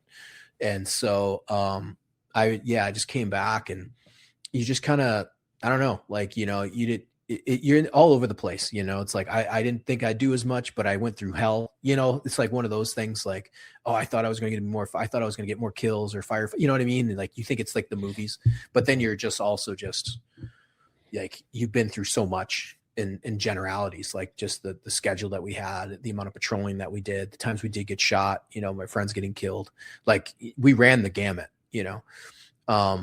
so you just don't know. It's all like psychologically there. It's just underlying. And so, and then after that first pump, I'm again, that mentality of being a wrestler is like, hey, if I want to be the best, I'll go where the best are. And not saying I was like, man, I'm going to go Force Recon or SF. Like I didn't know any of that life. I just knew what was in front of me in the battalion. And the next best thing to help me kill as many bad guys as possible was to go to Scout Snipers. And so I was like, well, I'll try out for Scout Snipers. I'm not the best PT, I'm not saying it wasn't like I'm top of the class in my squad or like top guy by any stretch of the imagination, but I was like, I'm just going to give it everything I got. And that could take me to the next level of one, being a Scout Sniper, two, going after bad guys, giving me the skills to, my sole purpose in life is to just kill bad guys, not patrol and win hearts and minds. My sole purpose in my mission as a Scout Sniper, I knew, was to put holes in the heads of bad guys. That's it. That's a pretty simple mission. And something I wanted to do. So I kind of knew that coming back that I was going to give it a shot and try out. So I did that like right away. And that whole time was just, I wanted vengeance, all that entire workup and through sniper school. And I knew, me being a Scout Sniper would help my buddies that were patrolling on the ground. If I could help them, cause I can, if I can kill the IED makers, if I could go out and do my job well as a Scout Sniper, then I could help save the lives of my buddies that are patrolling. So, that was my mentality going into, coming back and then trying out for snipers and stuff. And then the lead up to our second deployment. So, and how would they use you then as a sniper? Are you going out in small teams, or are you joining onto patrols? What have they got you doing? All the above. Depends on which unit you're with. So like my second deployment ended up being kind of a bust. They end up, we had a little bit of action our first month and a half or so, but then after that, it really died off. They had gotten a little, the one, they had kind of figured out the insurgency a bit better, but they were hitting them with artillery and air support from like not in our AO. So then they weren't sleeping into our AO anymore, but which was a good thing. I mean, on the grand scale of things, it was successful. But yeah, when we were operating, what we would do is we do leave behind. So we would attach to a patrol, go into a house, and then the squad would leave, and then we'd stay there. We did inserts by ourselves. We beefed up our teams to 6-man teams because insurgency was getting pretty heavy. So they would overrun 4-man teams. Like you just kind of needed a little like extra 2 guys, to help with the sleep schedule and to just have more firepower. So the 4-man elements were just kind of getting overwhelmed. And they were handling the situations, but you could always use an extra hand, so it was, they went to 6-man elements instead of 4. Well, originally it's 2. But they don't, in urban environments, you don't really operate in 2, at least in my experience. Like, and all the guys that fought in like Fallujah and all these other ones, they didn't operate. They operated mostly in 4-man teams. So you would have 2-man security element, and you have like a 2-man sniper team or something along those lines. I don't think they ever, and I might be wrong. Maybe I'm sure there's some scout snipers out there that are like, yeah, we operate in 2-man teams. Most of the time you always had like an extra element with you or just typically 4-man teams. But yeah, they can do all sorts of like do surveillance. Our mission is the eyes and ears of the battalion commander. So if we wanted to collect intelligence or surveillance or do something like that's also our mission. It's not just sniping. But most of the time, obviously your job is to, kill people and at that time it was IED makers IED emplacers and stuff like that. So that was kind of where a lot of guys made their money. Guys been placing IEDs and stuff like that, at least in the generation I was in, of the GWAT. So that's our mission was to go, hey, let's try to oversee, crossroads or observe and be like, hey, this area it could be hot. There might be an IED maker over here. So we'd be there for 3 or 4 days, probably 2 to 4 days, depending on the mission, and then exfil out and then do another mission. I'm going to throw a picture up on the screen here, hopefully. Oh, there you go. There you go. That's my first pump. Yeah. That's first pump. Okay. And then this one, I believe is also Iraq. Is that Iraq? Yep. That's my first pump burning shit. Yep. We actually burn shit in shit barrels. Yep. Yeah, I love that they've got you wearing the safety glasses. Yeah, just in case. Yeah. Yeah. I mean, don't worry about the toxic exposure. Yeah, your lungs will be fine, but get those safety glasses off. No luminescent belts, though. It's disappointing to see. Okay, so I'm going to throw another picture on now because this is a very warrior picture. Yeah, that's my third pump. Yep. That's the third. So this is Afghanistan now. Yep. I'm just going to talk through for the audio audience. Just we've got the hero sleeves going on. We've got the cammed up weapon. What kind of DPMs are those? Because they're pretty cool. So you talk about the grenades? No, your camouflage pattern. Oh, that's old school. That's we call them woodland camo. I'm sure they're the old school. I don't think it's UDP. I don't know if they called it UDP. BCUs. Was it BCUs? I think it was called BCUs. They look awesome. Yeah, we call them the woodland camo. So those are like 90s era, 80s, 90s uniform. And by the way, incredibly comfortable. They were phenomenal. Like those are my favorite pair of camis. We call them camis, but BDU. Yeah, we call them BDUs. And then those were woodland camos from 80s and 90s. And we use those, one, because it looks cool, but two, that's what the Afghans were wearing, or they were wearing some sort of variant of that pattern. So we wanted to blend in with them a bit more. So we would rock that. We've also got the Oakley gloves. Yes. The black and white shamag. And is that that looks like the handle. Is that a K-bar or some other kind of? Yep. So that's a Marine Corps K-bar. Yep. It's a very strong look. I absolutely love it. Thank you. Yeah. So talk us through, I mean, we're running out of time a bit, so I know people will be mad at me if I don't ask this for you to tell the story. So can you tell us the story about the day you awarded the Silver Star? Because I've read the citation, everything, and it is a wild story. Yes. Yeah. I can give you the cliff notes. So this was, again, my third deployment, and we had there's a part of the valley we hadn't been down. So we were so spread thin. We spread our team across, I think, 3 to 4 different valleys, and we just spread thin. And you had, at that point, for us to go north, we had to do an actual vehicle convoy, because we knew that we would get surrounded. It was you're deep in enemy territory. There was a base, I can't remember what they called it, but I can't remember which grid line it was. But basically, once you cross that grid line, it's like it's on. There's a part of the valley. And so we would always go up to that, and we would try to, push it and surprise them. But we were such a small element that we couldn't just regularly patrol up that way. And if we did, which would have been fine with me, but my command was like, hey, or my team was like, hey, let's not push the bomb. I don't need like 4 more of you guys dead. Like we need firepower if we go that way. Don't be stupid. And I agree. Like, I wish we would have patrolled it a little bit more before that point, but we were like, okay, let's do this. So what we did was we did a key leader engagement, a KLE, and I was attached to special forces by this point. So I got attached to 10th Group Special Forces. And so we took my recon platoon, which was who we shared with special forces, so that they could also operate in the valley. So they needed that at that time. So we decided to do this patrol. We were going to go to the northest part of the road. Like we were going to go to where the road ended, and we did. So that was the plan. And we had 3 elements: the lead element, the middle element, and the southern element. So in case something happens, the middle element can come get us, or you know what I mean? Like we can kind of yo-yo back and forth, and we'd have guns in the fight and have backup. Because we had done a patrol like that before, and the middle element had gotten ambushed. And so the northern element came down to assist, and the southern element held the southern portion, so we didn't get cut off from the road. Because there's like one bridge that took you across into the main road. I would say main road. It wasn't much of a road, but the main road / path that the civilians use. They never IED'd it because there was no. That was the only road. They couldn't fuck with it, so there's a bridge, and that was like the only bridge. So we kind of held that area to make sure the bridge didn't get like taken over or like get held bottlenecked.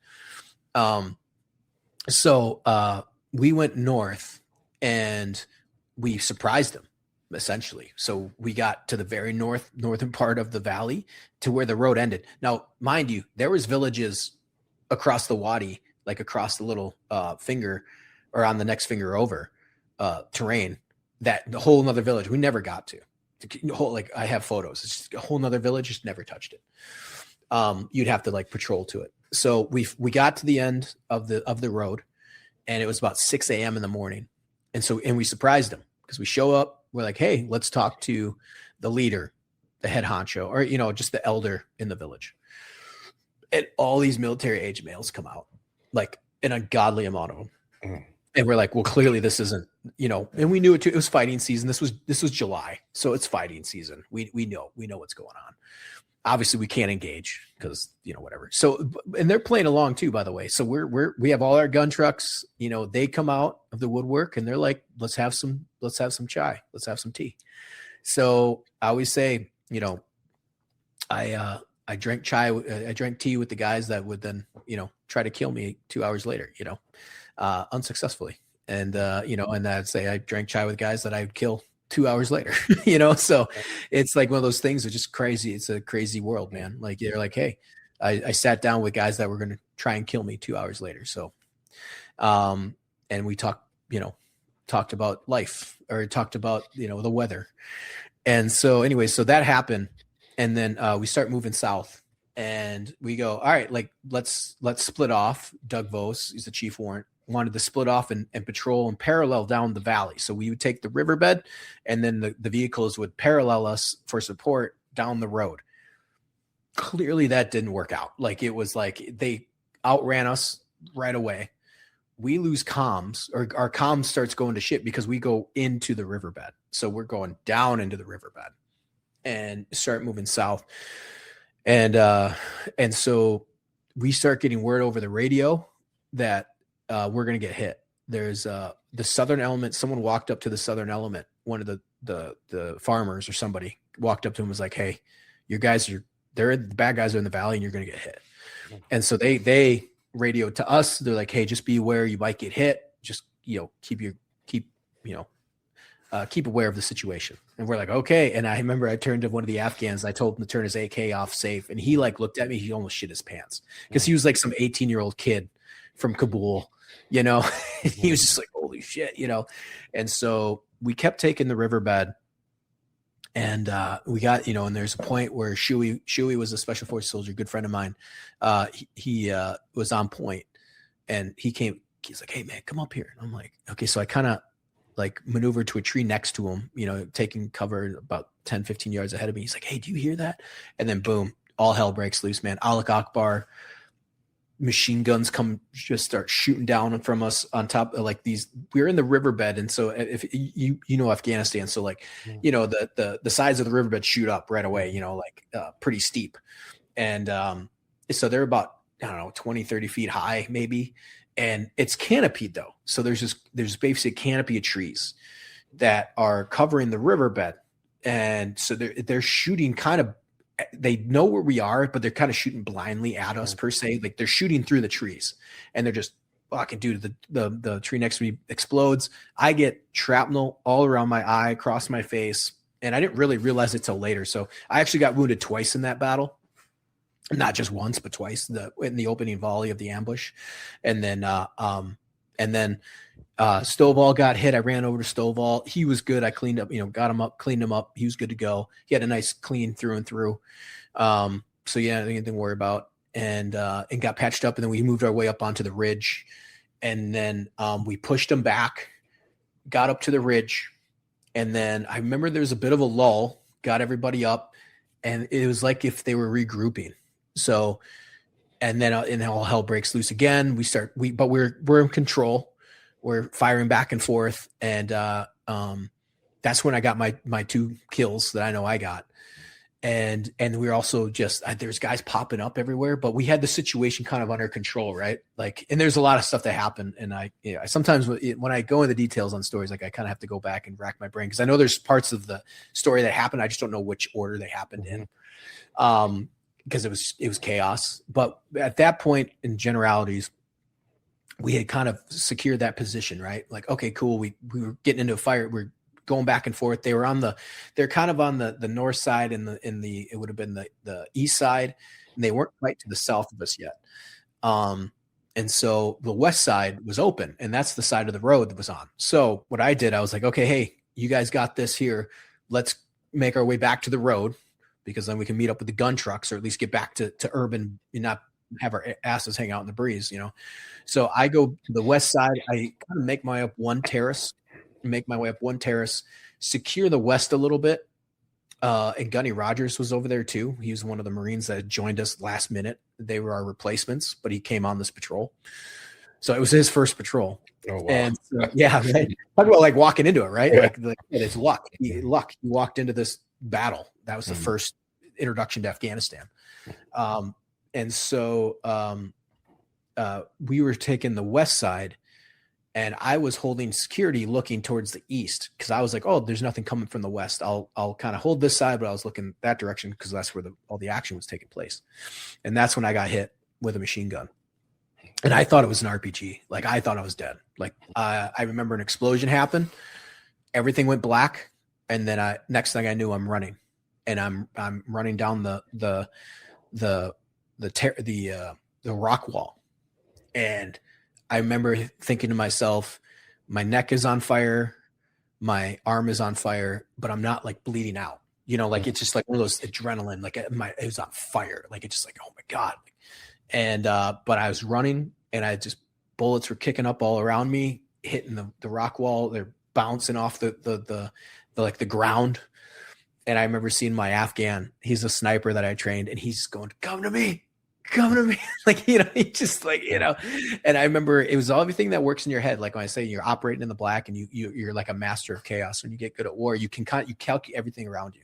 And I remember just calculating the rock wall, where I knew there's a point where because if I tried to jump over it, I'm going to stop and I'm going to get lit up by this machine gun. So I have to make sure I get to a point where I know I can jump over this wall with my kit.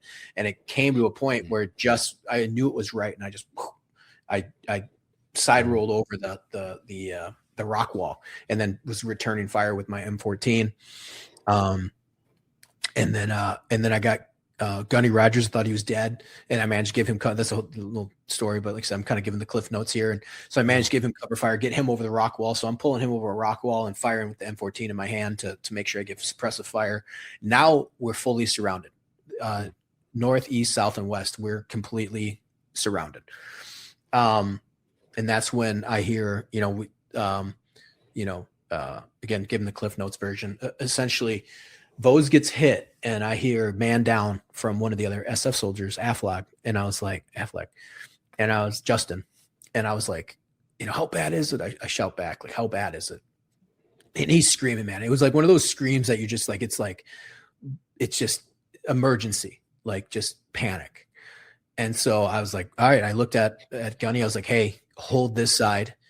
I'm going to go see what's going on. Hold this side. And so I took off and I started running towards the that side of the I don't want to say it's a cordon, but this circle that's barely holding, this area. But I remember it was a bigger area. Maybe there's probably like, I don't know how many yards, maybe like 30, 40 yards between us, maybe more. I don't know. And I remember jumping down the rock, the terrace, like running through. It was like it was like soupy because it was their farmland. I mean, if you know what terrace, it's kind of like Asia, like they terrace onto mountains. And so it's like wet. I don't know what they were growing at the time. It wasn't poppy. Some of it's poppy, but I don't think it was poppy. It was something else. But the ground was a little bit wet, like it had been irrigated a little bit. And I remember just running. And I got to him, and I had talked to my buddy Shuey later on. He's like, dude, we saw you running across that terrace, like that flat ground, and you had RPGs flying over your head and machine gun fire kicking up all around you. I was like, really? I was like, really? And he's like, he's like, yeah. And I was like, I don't remember, but I just took off running and got to him. He had been shot in the plate. And so I started working on him, and he said, this is Cliff Notes version, started working on him. It started taking fire. We were exposed like on this little lip on like a ridge, dude. And it was just like, it felt so naked, and I could feel the overpressure of bullets coming over me constantly. Just, I could feel it right over my head. So I'm returning fire. I'm working on that. At one point I was just frustrated because I was working on him. And so I got the sucking chest wound on. I just took out my pistol. So I held my hand on his chest, and I took my pistol out and started shooting at guys coming at us with pistol in like a general area. Like I could see him moving. I was like, just trying to like suppressive fire with the pistol, to keep them off us, and they got within 10 to 15 meters of the group. So yeah, it was, again, given the Cliff Notes version. And so he started getting a little bit better. So there's a little bit of hope, but it was just time, and so we just kept duking out. And at that point, I've been wounded twice. We're cut off, and I was just like, hey man, like, you're not taking his body. And that's kind of where that mentality came in. It was just like, you're not taking this body. You're not going to take him. And if he dies, like I'm going to die, I'm going to die with him if I have to, but you're not taking his body, and we're going to fight to the last bullet. If I have to die in a pile of brass, I'm going to, this is my moment. Like I'm going to die here in this pile. Like I'm okay with this. I'm not scared of this. Like, yeah, it was such a surreal feeling. Not even at the moment surreal. It's just like, this is my duty. Like I didn't question any of it. Like if I'm going to die here, I'm going to die here, in a pile of brass fighting to my last breath. And that's kind of what it came down to. And I was like, I didn't give a fuck. I was like, this is it. This is where I stand. And so we were just duking out back and forth. And then finally, Stovall came back, and he was the 18 Delta medic. We got Vose back over the wall. We kept working on him, still returning fire back and forth. I know I was firing back with the saw, and then, with the squad automatic weapon, and we were running out of ammunition. I basically went black on ammo. It was crazy, man. My buddies were throwing grenades. They were about 10. Again, you don't know what's going on. Like I didn't find this out till later. They're like, dude, we're throwing grenades because they were getting so close to us, like 5 meters away. And I didn't even know it. It's like, you're so zoned in. And we were just surrounded.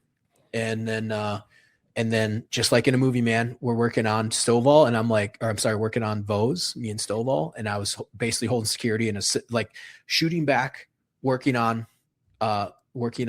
Vose and shooting back, and just observe, like looking at everywhere in the area. And I look up and I see this like big mound of a hill, and it's like straight direct sight. And I see 2 Taliban running up it. And they're going to a position, like they're almost reaching the position. And I just happen to look up and I see them. And I remember thinking to myself, it's going to be a long fucking day, and right at that moment, like out of a movie, all I see is fucking 2 rockets, bam, bam, fucking blows these guys apart. And then a fucking strafing of a machine gun. And I look over and it's a fucking Kiowa Kiowa just swings over. It's like da, da, da, da, and just he's like fucking firing rockets, dude.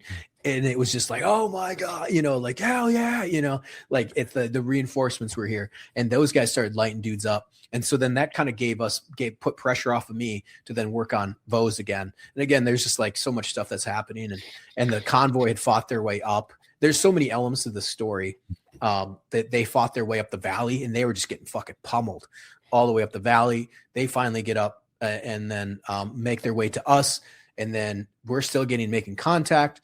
And then the Black Hawk comes in to pick up Vose, and I was like, hey, I got everybody together. I was like, we need to do basically a cover fire for this helicopter. They're going to head fake one and then draw fire, and then the second one's going to land. And I'm talking, dude, there's like nowhere to land on this terrace. But I was like, we have to give cover fire, keep their heads down, suppress the fire, because if they don't, they're going to shoot this thing out of the fucking off the ground, and then there's going to be mass casualties because that bird is going to rip us all apart. That's how close we were to on the terrace. So I coordinated a counter fire or suppressive fire. So as soon as that second one started landing, I gave the order, you know, return fire, suppressive fire, and then we lit up all these positions that the Taliban were in.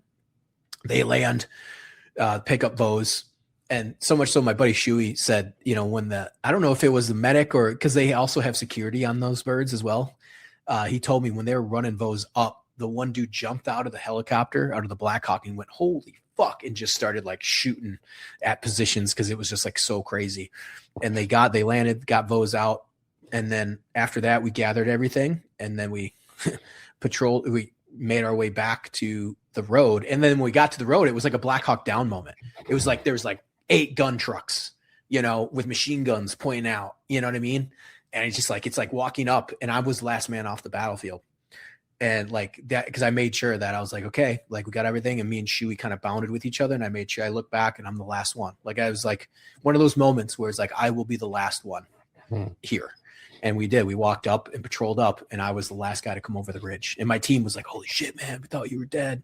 You know, so, you know, and we didn't know who was hit. We knew somebody was wounded, you know what I mean? Like that type of confusion. Yeah. And then we went down the valley, and we kept receiving contact, but they put me in the middle of the convoy. They're like, you've done enough. so they put me in one of the Rangers coming down, the Ford Rangers with my company first sergeant and Afghan. And we drove down, and the few vehicles up, the Humvee was getting RPGs. And so they were just fucking lighting everything up on the way down, and then pushed them off, and we made our way down the valley. And so that's the Cliff Notes version. And, but what happened was, and this is why it happened, is that there was a giant Taliban meeting or Al-Qaeda, AQI, whoever you wanted to call them, in that valley that week. And we didn't know that. SF team didn't know that. No one knew that. They just happened to gather in our valley for this head honcho meeting. And it was like 6 or 7 of them. Some of the highest HVTs or JPEL targets in Afghanistan were there. And we rolled up that morning, and we took them by surprise, and they wanted to flex. And they're like, we got our fighters here. We're here. We're gonna fuck some shit up. And so that's what they tried to do, is that they tried to basically, they did a giant coordinated assault. They got together, big coordinated assault. We ended up killing 3 JPEL targets. So much so that the CIA and the tier 1 guys were like, you just killed some of our top guys. Like, what the fuck? What the fuck happened? We're like, we didn't try, we weren't trying to, but it was kind of funny in that way. But I remember 2 of the 3 were killed up on this terrace that I got my kills on. So I always assume and hang my hat on that I got to kill, 1 or 2 HVT targets or JPEL targets there in Afghanistan. So, yeah, that was, and so that's why how that all happened. And I think there was upwards of 75 to 100 fighters involved, us getting surrounded, I'm sure. And we did the count. So I remember at one point, and this always sticks out in my head, I talked to a bunch of people and a bunch of the guys that were there. And I didn't talk to everybody, but I talked to like my core group of guys, like my Marines, SF guys, and we counted all the body counts. Like, hey, did you hit the guy? Like, yeah, I shot this guy. He was down. Like, I threw a Mark 19 into the fucking this right here and killed these 2 guys. So we counted it up, and it was like 28 kills. It's like mid 20s. I remember it was about 20 odd some guys that we killed, and then so the fighting force was between 75 and 100 total that we got surrounded with. So, yeah. And then that's the overarching story. That's fucking wild. Yeah. I mean, dude, you wanted it. How did you feel after you got it? It was surreal. I think one of the things was and this is funny because this has happened in my third deployment too. And some guys are like, hey, how did you manage that? And honestly, it was the apex of I think that was the apex of my knowledge, my skills, my experience all came together in those moments. It happened to be that way. I mean, it wasn't like I was a new private boot or whatever. Like that was my third. Like I was probably one of the most experienced guys on those teams. They're even in the SF team, by the way. SF team guys are great. There's the team leader and the master sergeant, the team sergeant, and then like one of their guy had more experience than me. The rest of the crew, I had more experience. And not to shit on them at all. They were all great guys. They were phenomenal. But when it came to combat experience, I was one of the more experienced guys. And they were great. They were amazing. It was, I felt while I was doing everything, at every move felt it like it was the right move. Like I was in control. Like when they say the master of chaos, like I was in my element. I was shot, I was wounded, but I was making the right calls at the right time at the right moment. And when I was shooting correctly, all these things, like everything flowed. I was in that flow state. And that's just how it felt when I was doing that. After it was done, it was surreal. It was just, I won't say it was another day, because it wasn't like we were getting firefights like that every day, but it just was like, yeah, I did my job. I walked away from that. I was shot. I did take, I took, I guess you would say shrapnel. No, I was shot. Actually, I say that. I know people would be like, what? You said this, but I had gotten shot. I'd taken a grazed bullet right above my femoral, and I didn't realize that I took it took like a little chunk out of my leg, like a little flesh chunk. And, I was taking a shower that night and my leg started burning. And I was like, what the fuck? And I looked down and there's I got a photo of it. And it's just like the little, like that big, and it bullet went right through my pant leg, took a little chunk of skin. And yeah. And so it was wild. And I had puncture wounds up in my neck. So I had taken, you say shot, the bullet hit the rock wall next to me and then ricocheted into my neck and ripped out of so it was a crazy puncture rip out, and I had shrapnel all up in my forearm, and I had shrapnel. I had a scar across my cheek probably for about a year or so. It healed up and it was lighter, but I had that, and I got photos of everything. And, but yeah, I took photos right away. As soon as we got back to the fob, I took photos, cause I was like, once you get back, I was like, oh shit, dude, I'm a Purple Heart recipient now. Like that, those things start like sinking in. Like when you're like, yeah, it'd be cool to get a Purple Heart, but you don't want it the worst way. You want, you want it like, I took some shrapnel, but it kind of hurt adrenaline's, whatever. Yeah, man. And that was surreal. Coming back from that was like, dude, I'm a Purple Heart recipient. And then immediately, cause I was around all the other Marines and combat and contractors, they're like, dude, you get so many VA benefits, or dude, think of whatever. And I was like, oh, I started thinking of that, even though there really isn't a ton of VA benefits from Purple Heart, ironically. It proves what, it does help by all means, but but it's weird though, to be like, holy shit, like I'm a Purple Heart recipient.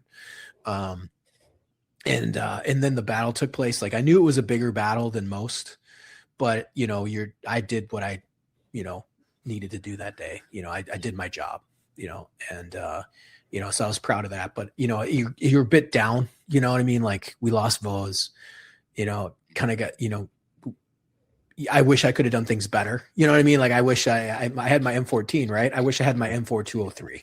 I wish I would have took my other weapon, not the one that I had on me, stuff like that. And I stuck the radio in the back of my kit, and it ripped out the antenna. So I had no comms.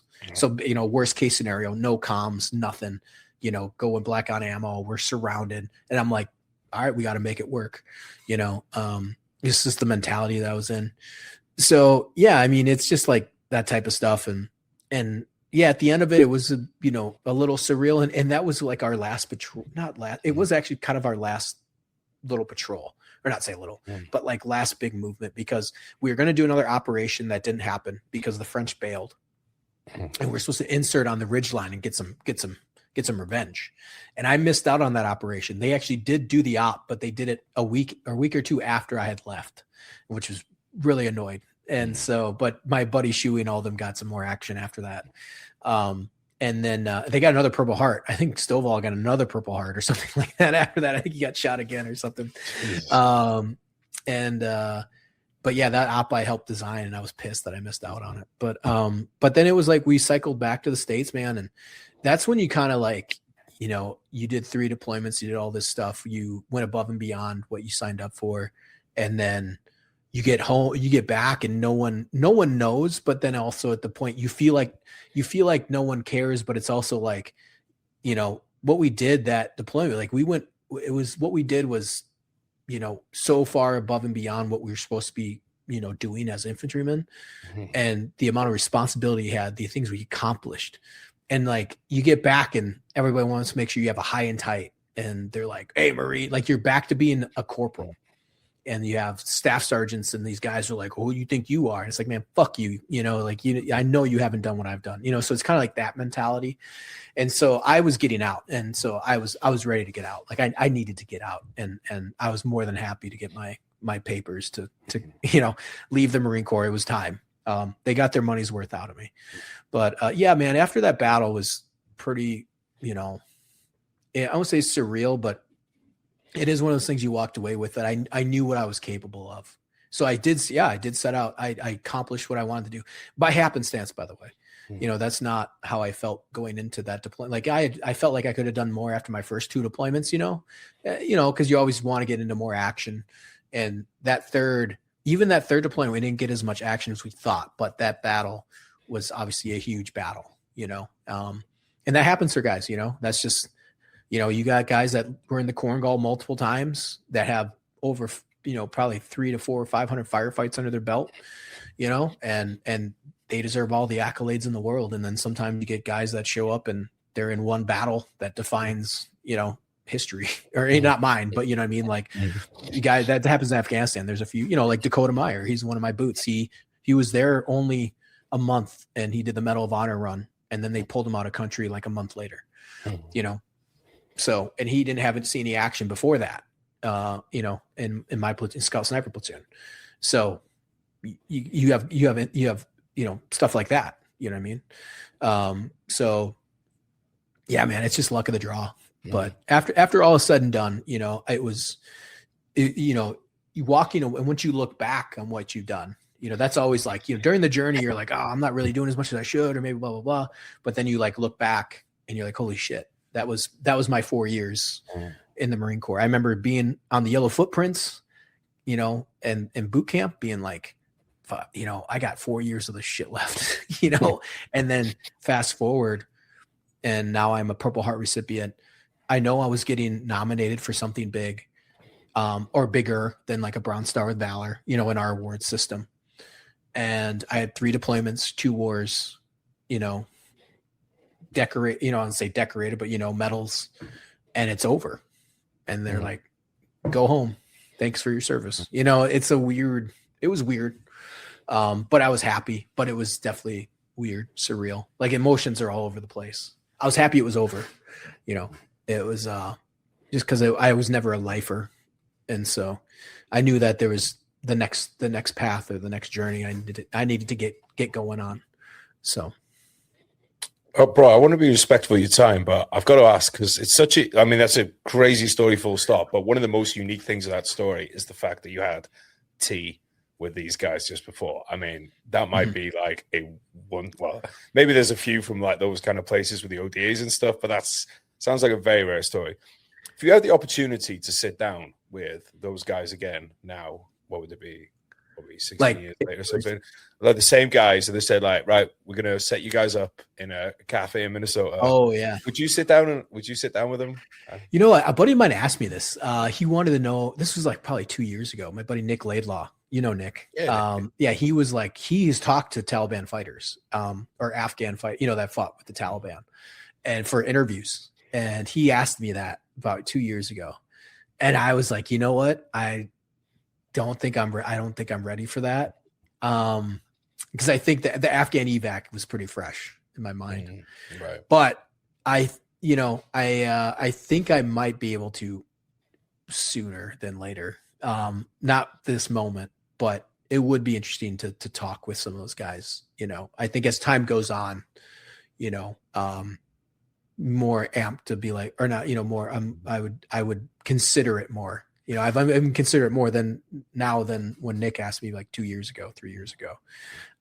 But yeah, questions for him. If we did sit down, is just like, what did you guys see on your end? You know what I mean?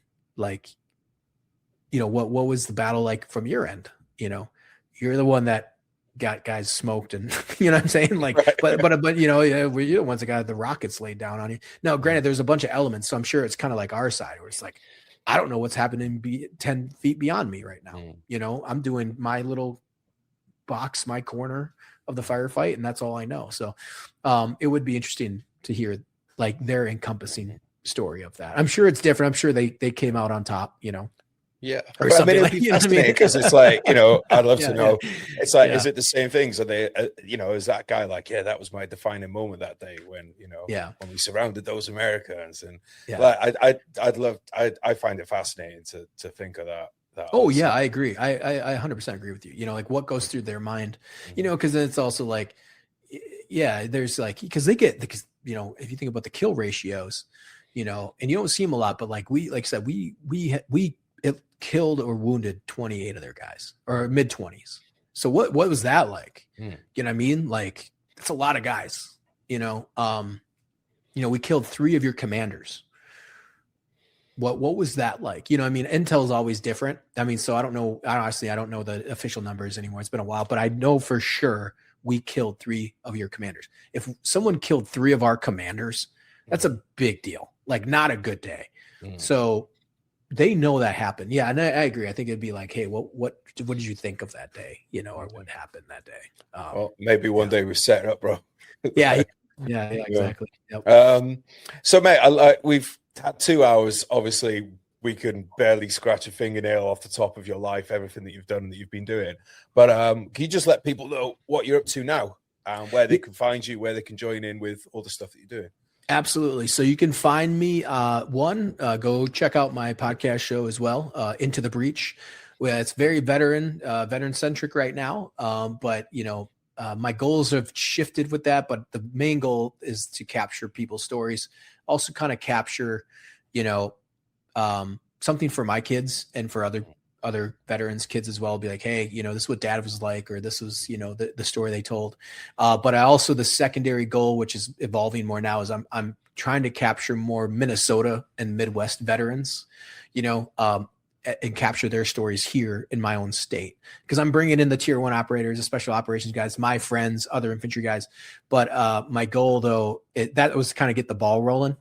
And then right now, because now that I've established it, I'm trying to move into capturing more stories of the guys locally here of the Vietnam, Korea, and then move into the GWAT generation. So I'm actually right now, I'm currently trying to get a hold of the VFWs and whatnot. So, and kind of like what you're doing, it's like interviewing World War II guys, but I'm trying to do mine locally to kind of put them on the map a little bit, have their stories out there, maybe make my section of the world, Minnesota, have their stories out there. Texas guys are always easy, man. There's so many veterans in Texas. So I'm envious of the podcasts that are in Texas, because like everyone just shows up because they all live there. So I see all the podcasts are like really taking off, especially the veteran community. They are all in like Texas or California. So there's like such a big population. I'm in Minnesota. It's hard to get a hold of people. Anyway, so yeah, go check out Into the Breach show. At Into the Breach on YouTube. You can also subscribe, help support the channel. $2.99 a month membership, exclusive content. It's either on YouTube, Spotify, or Patreon. So there's 3 different options that you can subscribe and pay, or just subscribe and like and listen to it for free. Most of the episodes. So at the end of the episode, we move into exclusive content. It helps support the channel, helps fly. I fly guys out. So that's the reasons why. Kind of helps keep the lights on. I do it. Every 2 weeks there's a sit down guest, and now every week myself and Nick Laidlaw give a open source intelligence opinion on what's going on in the world. So you're seeing us weekly now. So there's between 4 to 6 episodes a month now get released. And we just started doing that. So I'm very, very swamped, very, pulling at the very threads of everything I have. So I'm stretched to the nines. But go check that out. And then go, check out my Instagram page at ethan.nagel.films. I'm currently a creative director over at Vet TV, directing the new Battle Lab series, which is Tier 1 Delta operators testing out new tactics on the battlefield. And that is funded by Reveal Technology. And then Vet TV hosts and does the production of that. And you can go check out Embed Actual, which was the war documentary I made in Ukraine, which is also through Vet TV. And so that's what I'm currently doing. And then we are developing some series that hopefully get developed here down the road with Vet TV for the next 6 months to a year. And if you want to reach out, or you have veterans that want to talk or whatever, or do sit downs, you can just contact me at DM me at the at End of the Breach Show on Instagram, or my YouTube channel, any of those. So those have my direct emails or DMs that you can come contact me with. Bro, you got a lot going on. Kids on top of it. I know. And I got I got a 1.5 and a 4.5-year-old. Yeah. So I'm like, and then I am stretched to the nines. Yeah. I always say this. It's like, whenever I'm feeling like stretch, I always say, imagine kids on top of this. Yes. Yeah. Yes. Again, it's you can do it, but my time management has become way better, that's for sure. Well, on that note, mate, it's time to let you go, but thank you so much for your time today, bro. Really appreciate it. Love to have you back on again sometime, maybe even a threesome, you, me, and Nick. Yes, absolutely, dude. Fully on board. He's in Vietnam right now. He's having a good time on his honeymoon. So nice. Good for him. Yeah. But bro, thank you so much for sharing your stories and sharing your time. Really do appreciate it. Absolutely, bro. Thanks for having me on.